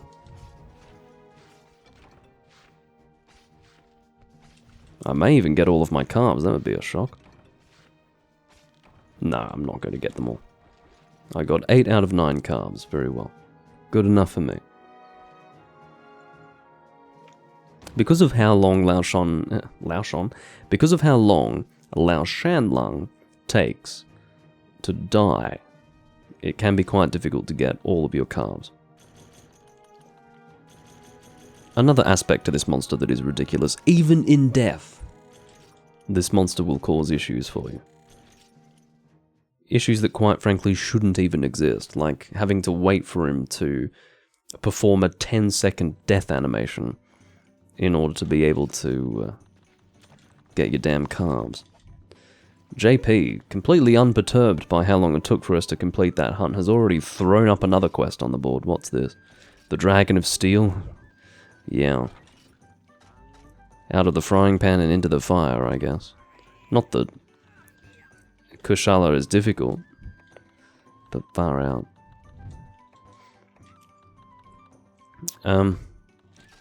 How's my inventory looking? This can go away. Don't need that.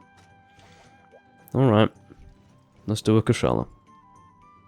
Nares is sort of staring disconsolately at the quest board. At least that's how it looks to me.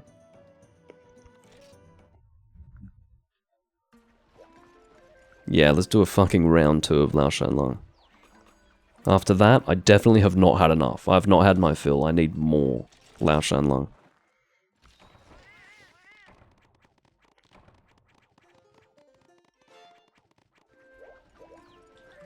Alright, what would make Kushala fun?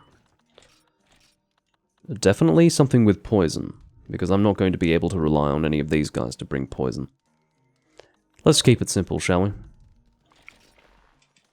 High grade earplugs, longsword. Poison. Wyvern blade, Holly G.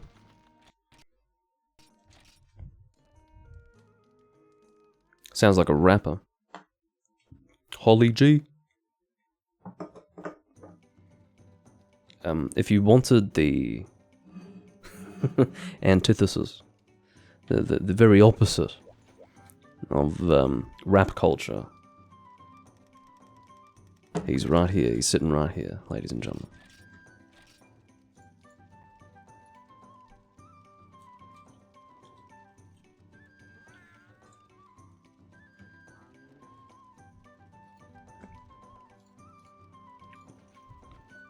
So, by the looks of it, we will actually have a full group of 4. I can't really speak to whether or not the guy who was previously in the room... Ezra kept asking if it... Or Urza, excuse me. Urza, not Ezra.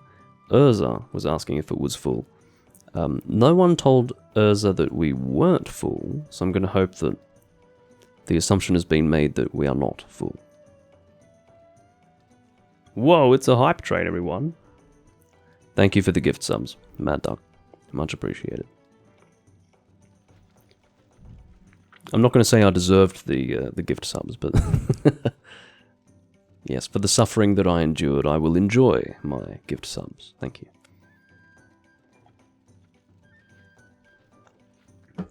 This is on Hunsterverse, yes. I really don't know what's happening with the group. I don't know if Nair is coming back. Nair looked a little bit deflated. I don't know, I'm sort of extrapolating way too much from what I saw. Nair's is coming back. Nair's is here. He's ready to hunt. I misinterpreted what I saw. What I saw was him standing at the quest giver, but facing away from the quest giver and looking at the board. It was quite emotive to me. I felt like there was a lot to be said for that. There was a story being told, but I am wrong. As for Urza, we were not full, so I hope that you're coming back.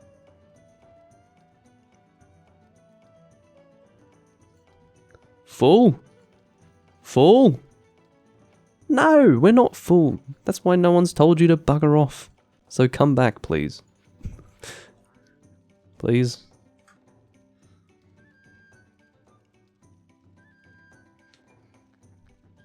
Oh my god.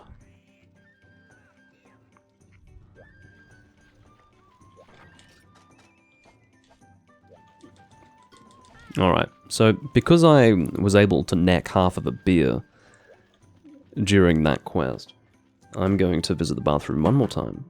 And then we're going to pray that it's a repeat of last time. We're going to pray that the next person, the fourth hunter, will be in the room by the time I come back. Let's see how we go.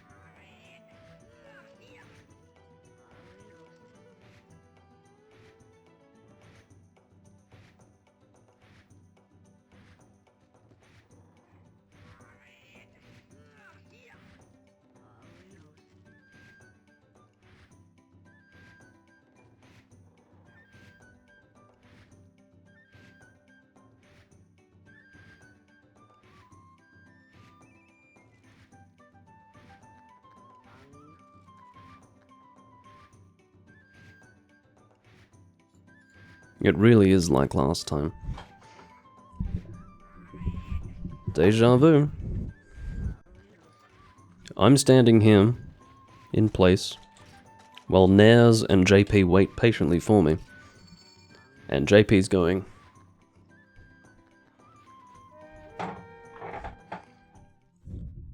I mean, we were successful last time, so I'm not going to say that it's going to herald misfortune. But, can I make it clear? I don't want to fight a Kushala with the same team that I just fought, Lao Shanlong, but that's what's happening. That's what's happening.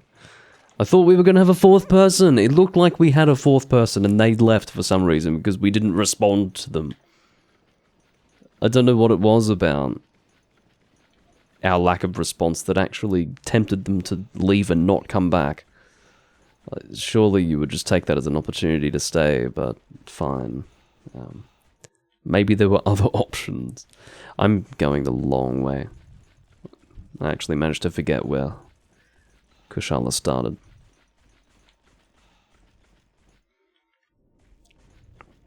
I do know where he starts, I'm just being a bit daft.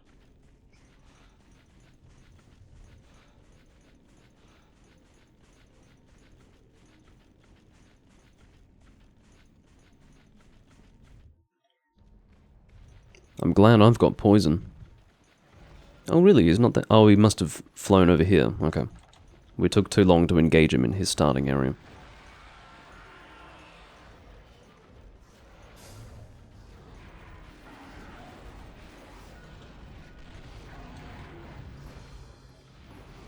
I suppose I could have brought flash bombs as well. But hey, we're all good, I've got tranks. At least I've got tranks, huh? Good stuff.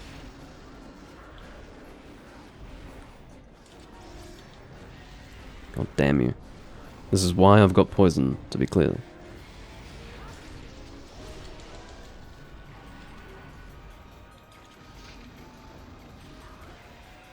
There's a flash bomb.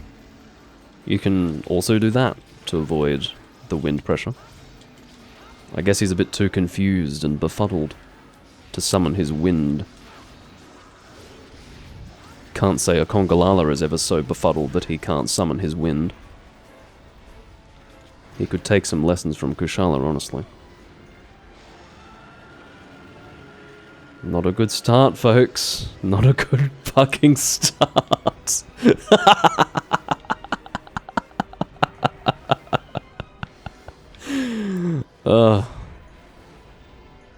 Oh, you're so paranoid. What's wrong with fighting this monster with this team? What do you mean? Fuck me. I mean, I don't have anything against these people, okay? It's just they're not very well equipped. They're not very experienced. And this is not a difficult monster. It's just, I don't think I want to do it with these guys. It's not that fun when you fail quests. I feel like we were very, very close to not successfully killing that Lao Shanlong. We're also very, very close to just having 3 deaths.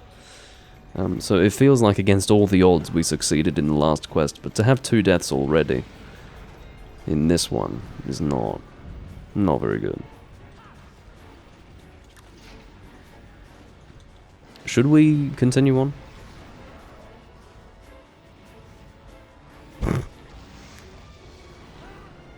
Oh, for God's sake. I should have been able to apply my poison by now, it just hasn't happened.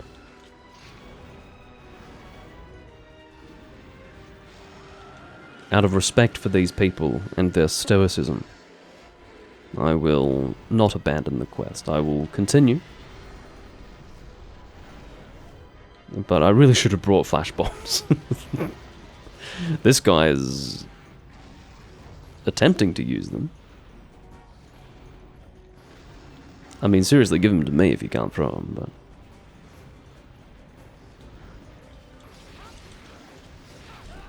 Anyway. Oh, a poison smoke bomb. Very nice. Well, while he doesn't have a poison weapon, it couldn't be said that he was not cognizant of the usefulness of poison.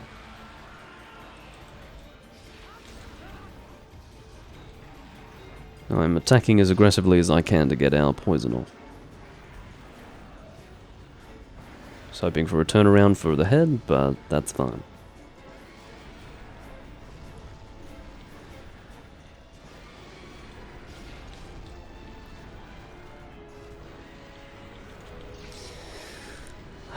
It's not for lack of trying that I've brought poison and have done my best to mitigate the wind. He really should be poisoned by now, you would think. Maybe my attacks have not been sustained enough.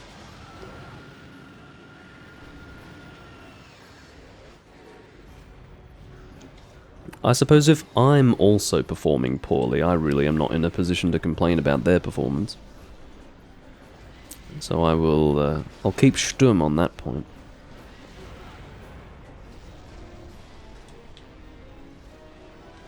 Hello, Hossein. Oh no, that wasn't Hossein, that's Night Raid LP. Hello, Night Raid LP. I thought you were someone else for some reason. It's no fault of your own, it's just I'm impaired cognitively. This guy's really going for it with his poison smoke bombs, isn't he? Doesn't seem to be applying much poison.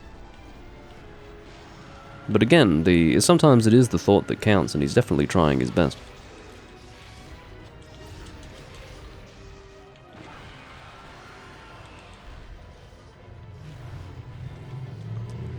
Look, this guy with his motorbike. Just go, man. Just go right off into the sunset and fuck off. Stop interrupting my live stream. Anyway.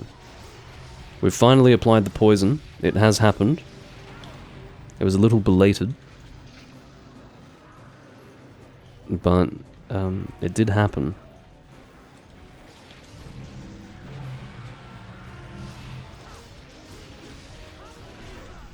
Thank you, Naz. I won't become abrupt or unkind. There's another word that I'm looking for. Not vituperative, there's another word. Bellicose. I will not respond in a bellicose fashion to your heavy slam on the head. I mean, it is your prerogative. It is... I mean, you are the hammer guy, but my god, I just do not take kindly to being prevented from dealing damage when I am the damage dealer. I can't help but look at it that way.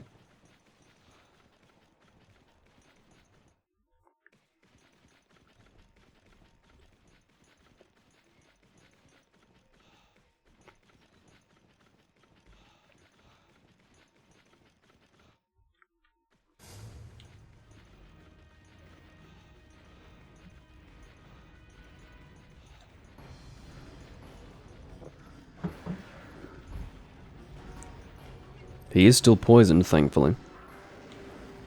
That's the thing with poison. It lasts for a while on a Kushala. He's very susceptible.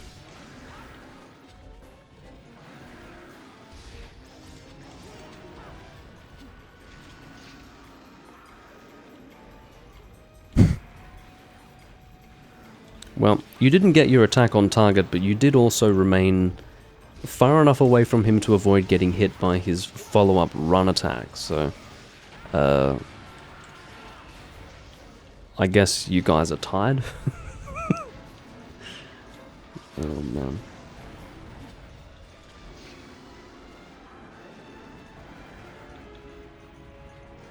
He's repositioning. Oh. He's gone so far away I can't even... Oh, I can get on target with his head, thankfully. Except he is no longer under the effects of poison, which is bad news. Bad news. Not bringing flash bombs was a mistake for this fight.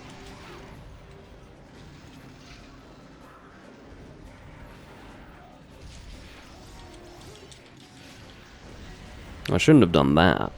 That was a bad Fate Slash. Stupid, in fact.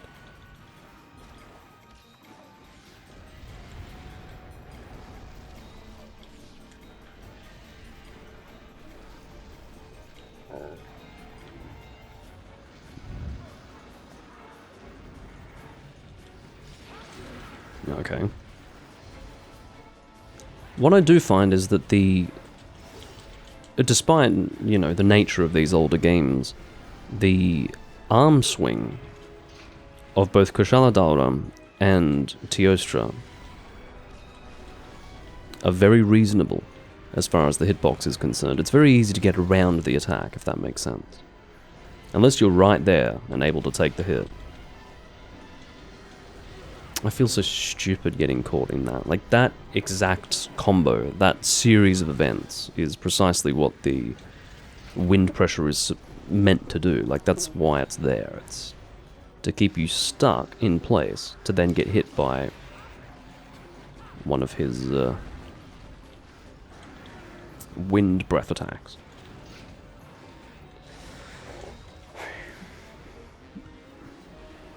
This is Hunsterverse. I don't know what Retroverse with a Z is, but no, it is not that.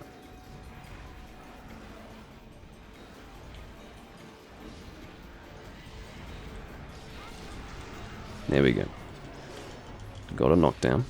So we can hope to potentially get a poison off. I resisted the temptation to aim for the head while he was down because I didn't want to prevent Nares from dealing his damage. As much as I think my damage takes precedence over his, preventing him from hitting the monster entirely is probably not wise. There we go, we got our poison. So aiming for the head is obviously what you want to be doing for two reasons. The first is that you get those heavy Elder Dragon flinches, meaning like a full flinch where they're on the ground and susceptible for quite some time. And second of all, his head actually extends slightly beyond his wind environment. So it's quite good to aim for that. They've basically built in a hint, if one were necessary, for how to deal with his wind pressure. Yes, alright.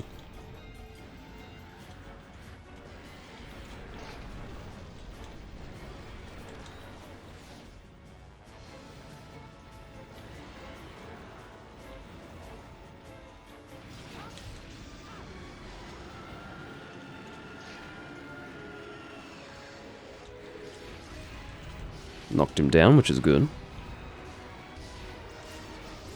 I will go for DPS over positioning for weak points.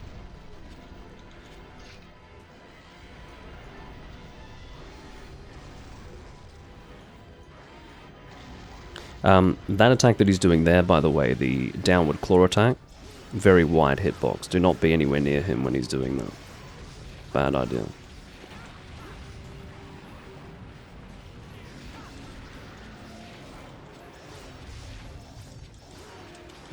Let me reposition.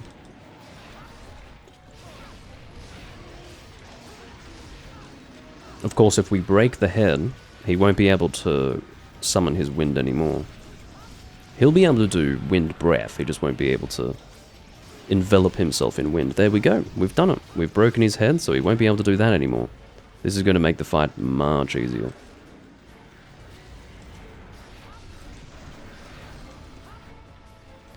Good news. We are indeed making progress. I'm sure these guys are clenching a little bit, in the knowledge that there's only one death away from failure, but... yeah. They're clenching in just the right way, as we can see. Because they haven't died yet.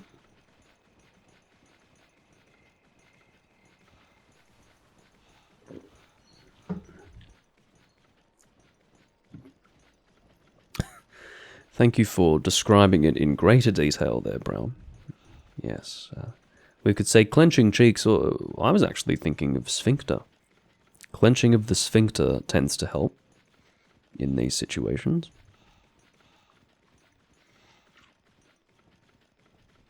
Clench until you're red in the face.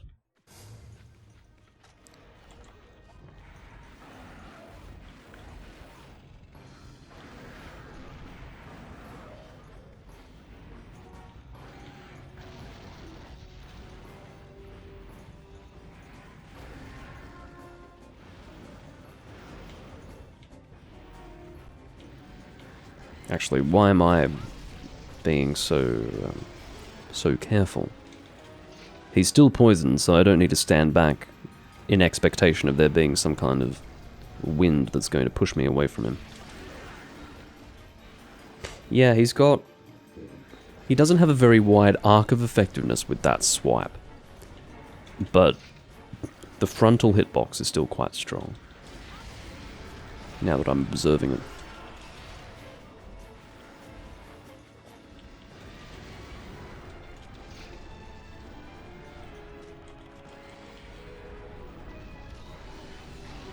Oh yes, this is true. His head is broken now, so I don't need to worry about any wind.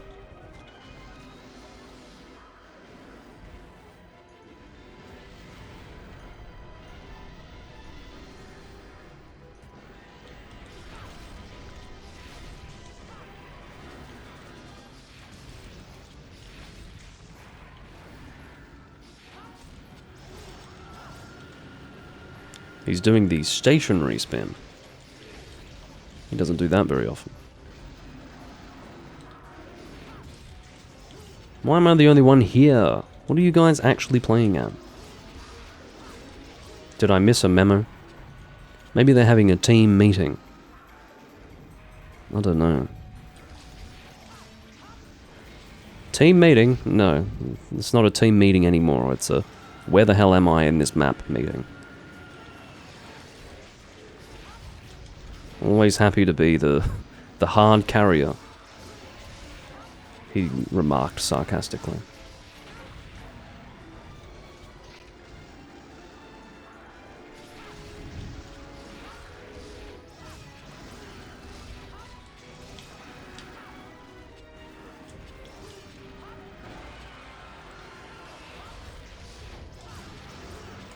No, you interrupted my hard flinch. Speaking of hard, heavy flinch, hard flinch, whatever you want to say. It's the one where he's properly on the ground and incapacitated for approximately 5 seconds.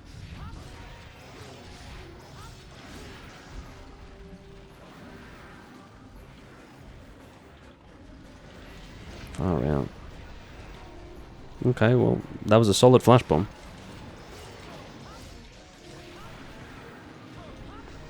Can't deny that.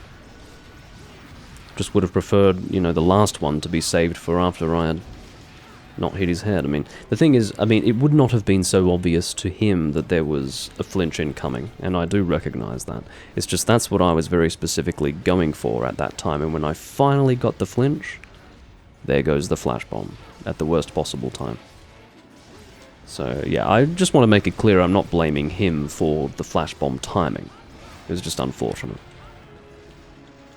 And I could see a pathway to flinching him. And it just... the flash bomb just did not happen at the right time. That's all.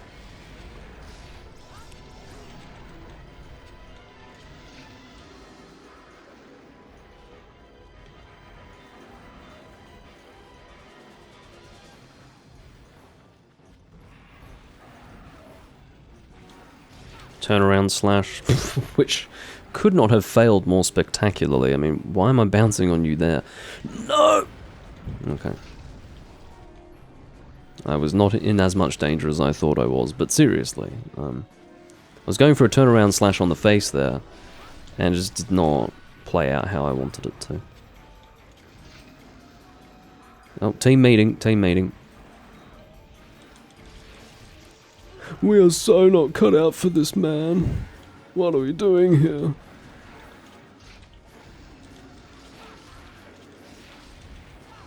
I mean, they're staying alive. This is... As much as I make light of them, they are staying alive, whereas I, at this stage, am actually at risk of death, so... I also don't have too much in the way of healing wares. I'm almost out.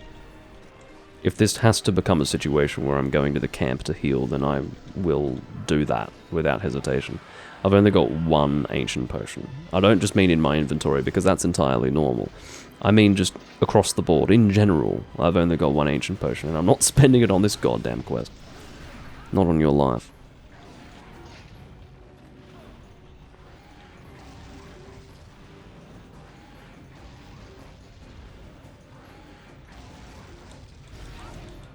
Stop bouncing on him like an absolute flump. It's ridiculous. We can... I think we can all be in agreement at this stage that I'm practically soloing the monster. Is this a controversial statement?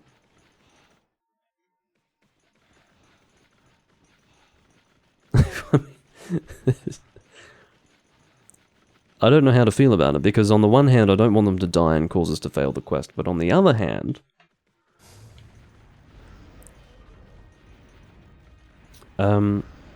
I wouldn't mind if they contributed in some way. Personally.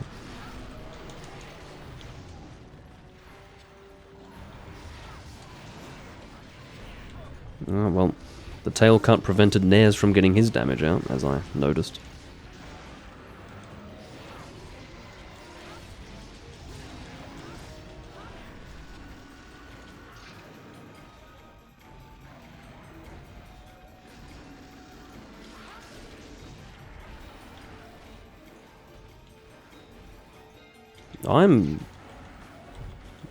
I'm basically out. I'll try to, I mean, it is putting everything at risk by doing this, but I'm going to try and let my health recover naturally. And then after that it'll be Farcaster time. It is dangerous to do this, and look, I don't even care. Like, if putting myself in this rather compromising position causes us to fail, I mean, bless this guy, he's dropping bounce bombs now.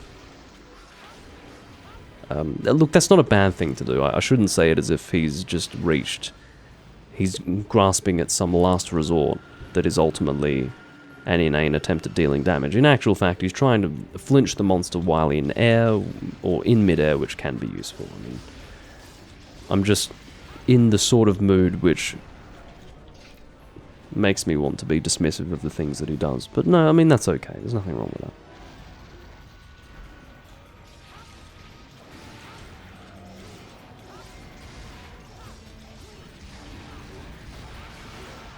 Thank you. Much appreciated.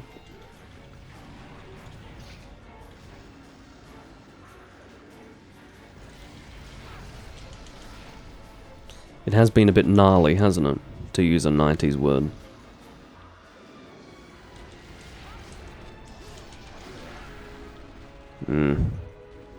This is bad. I don't even want to use a Farcaster now. I'm gonna take another hit, I think. These guys could be in the same situation I'm in, to be honest. No healing wares. The smart thing to have done, of course, would have been to just try again immediately at the start. Because basically the first attack that this Kushala dealt resulted in 2 people dying. Like, basically the first attack. So it would have been smart to restart, but we didn't do that. So that's largely because I did not expect that we would get this far, given that performance, but here we are.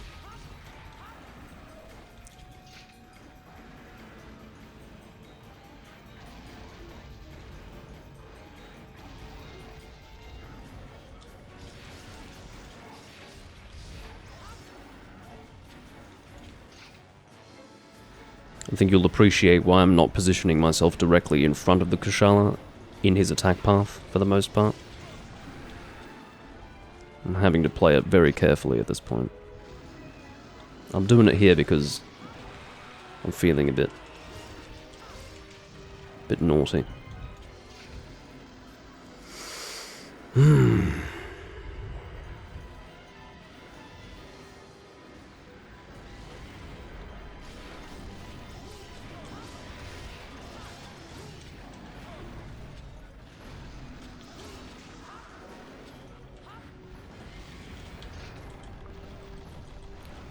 Well, the classic, I got no stamina. You think I would have learnt to bring it by now. Do you know why I don't bring stamina? It's because when I hunt with people usually... Oh, okay, yeah, I didn't actually keep track of the time. We've got the timed repel. If you get 25 minutes in, and the monster has still not been killed and it's a repel quest, he will automatically repel. Or fly away, whatever you want to say. Well, JP, very comically, is dropping bounce bombs. Give credit where credit is due, they survived. They didn't contribute much, but they survived. And that's what's important. Or is it? I mean, you know, the argument could be made that we would have experienced less trouble if they had just gone and died in the first 3 minutes. Celebratory bounce bombs, yeah. He's flying off in the distance somewhere. I mean, we can't see him, but he's paintballs over there. Apparently.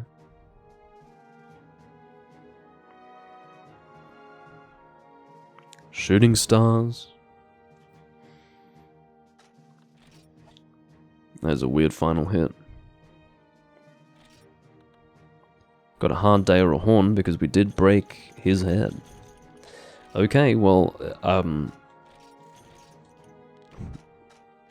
maybe we can call that a success?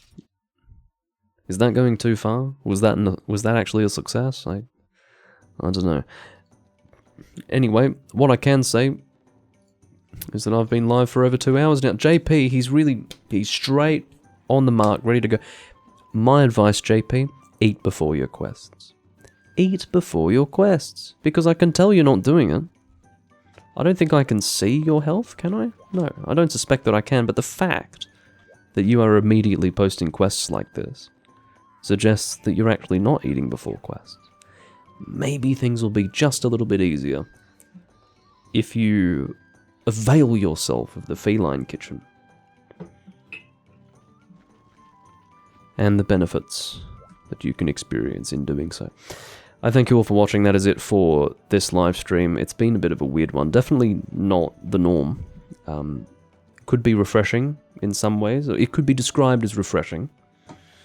But whether it's a good kind of refreshing or a wow, I don't want to do that again kind of refreshing, I will leave you to be the judge.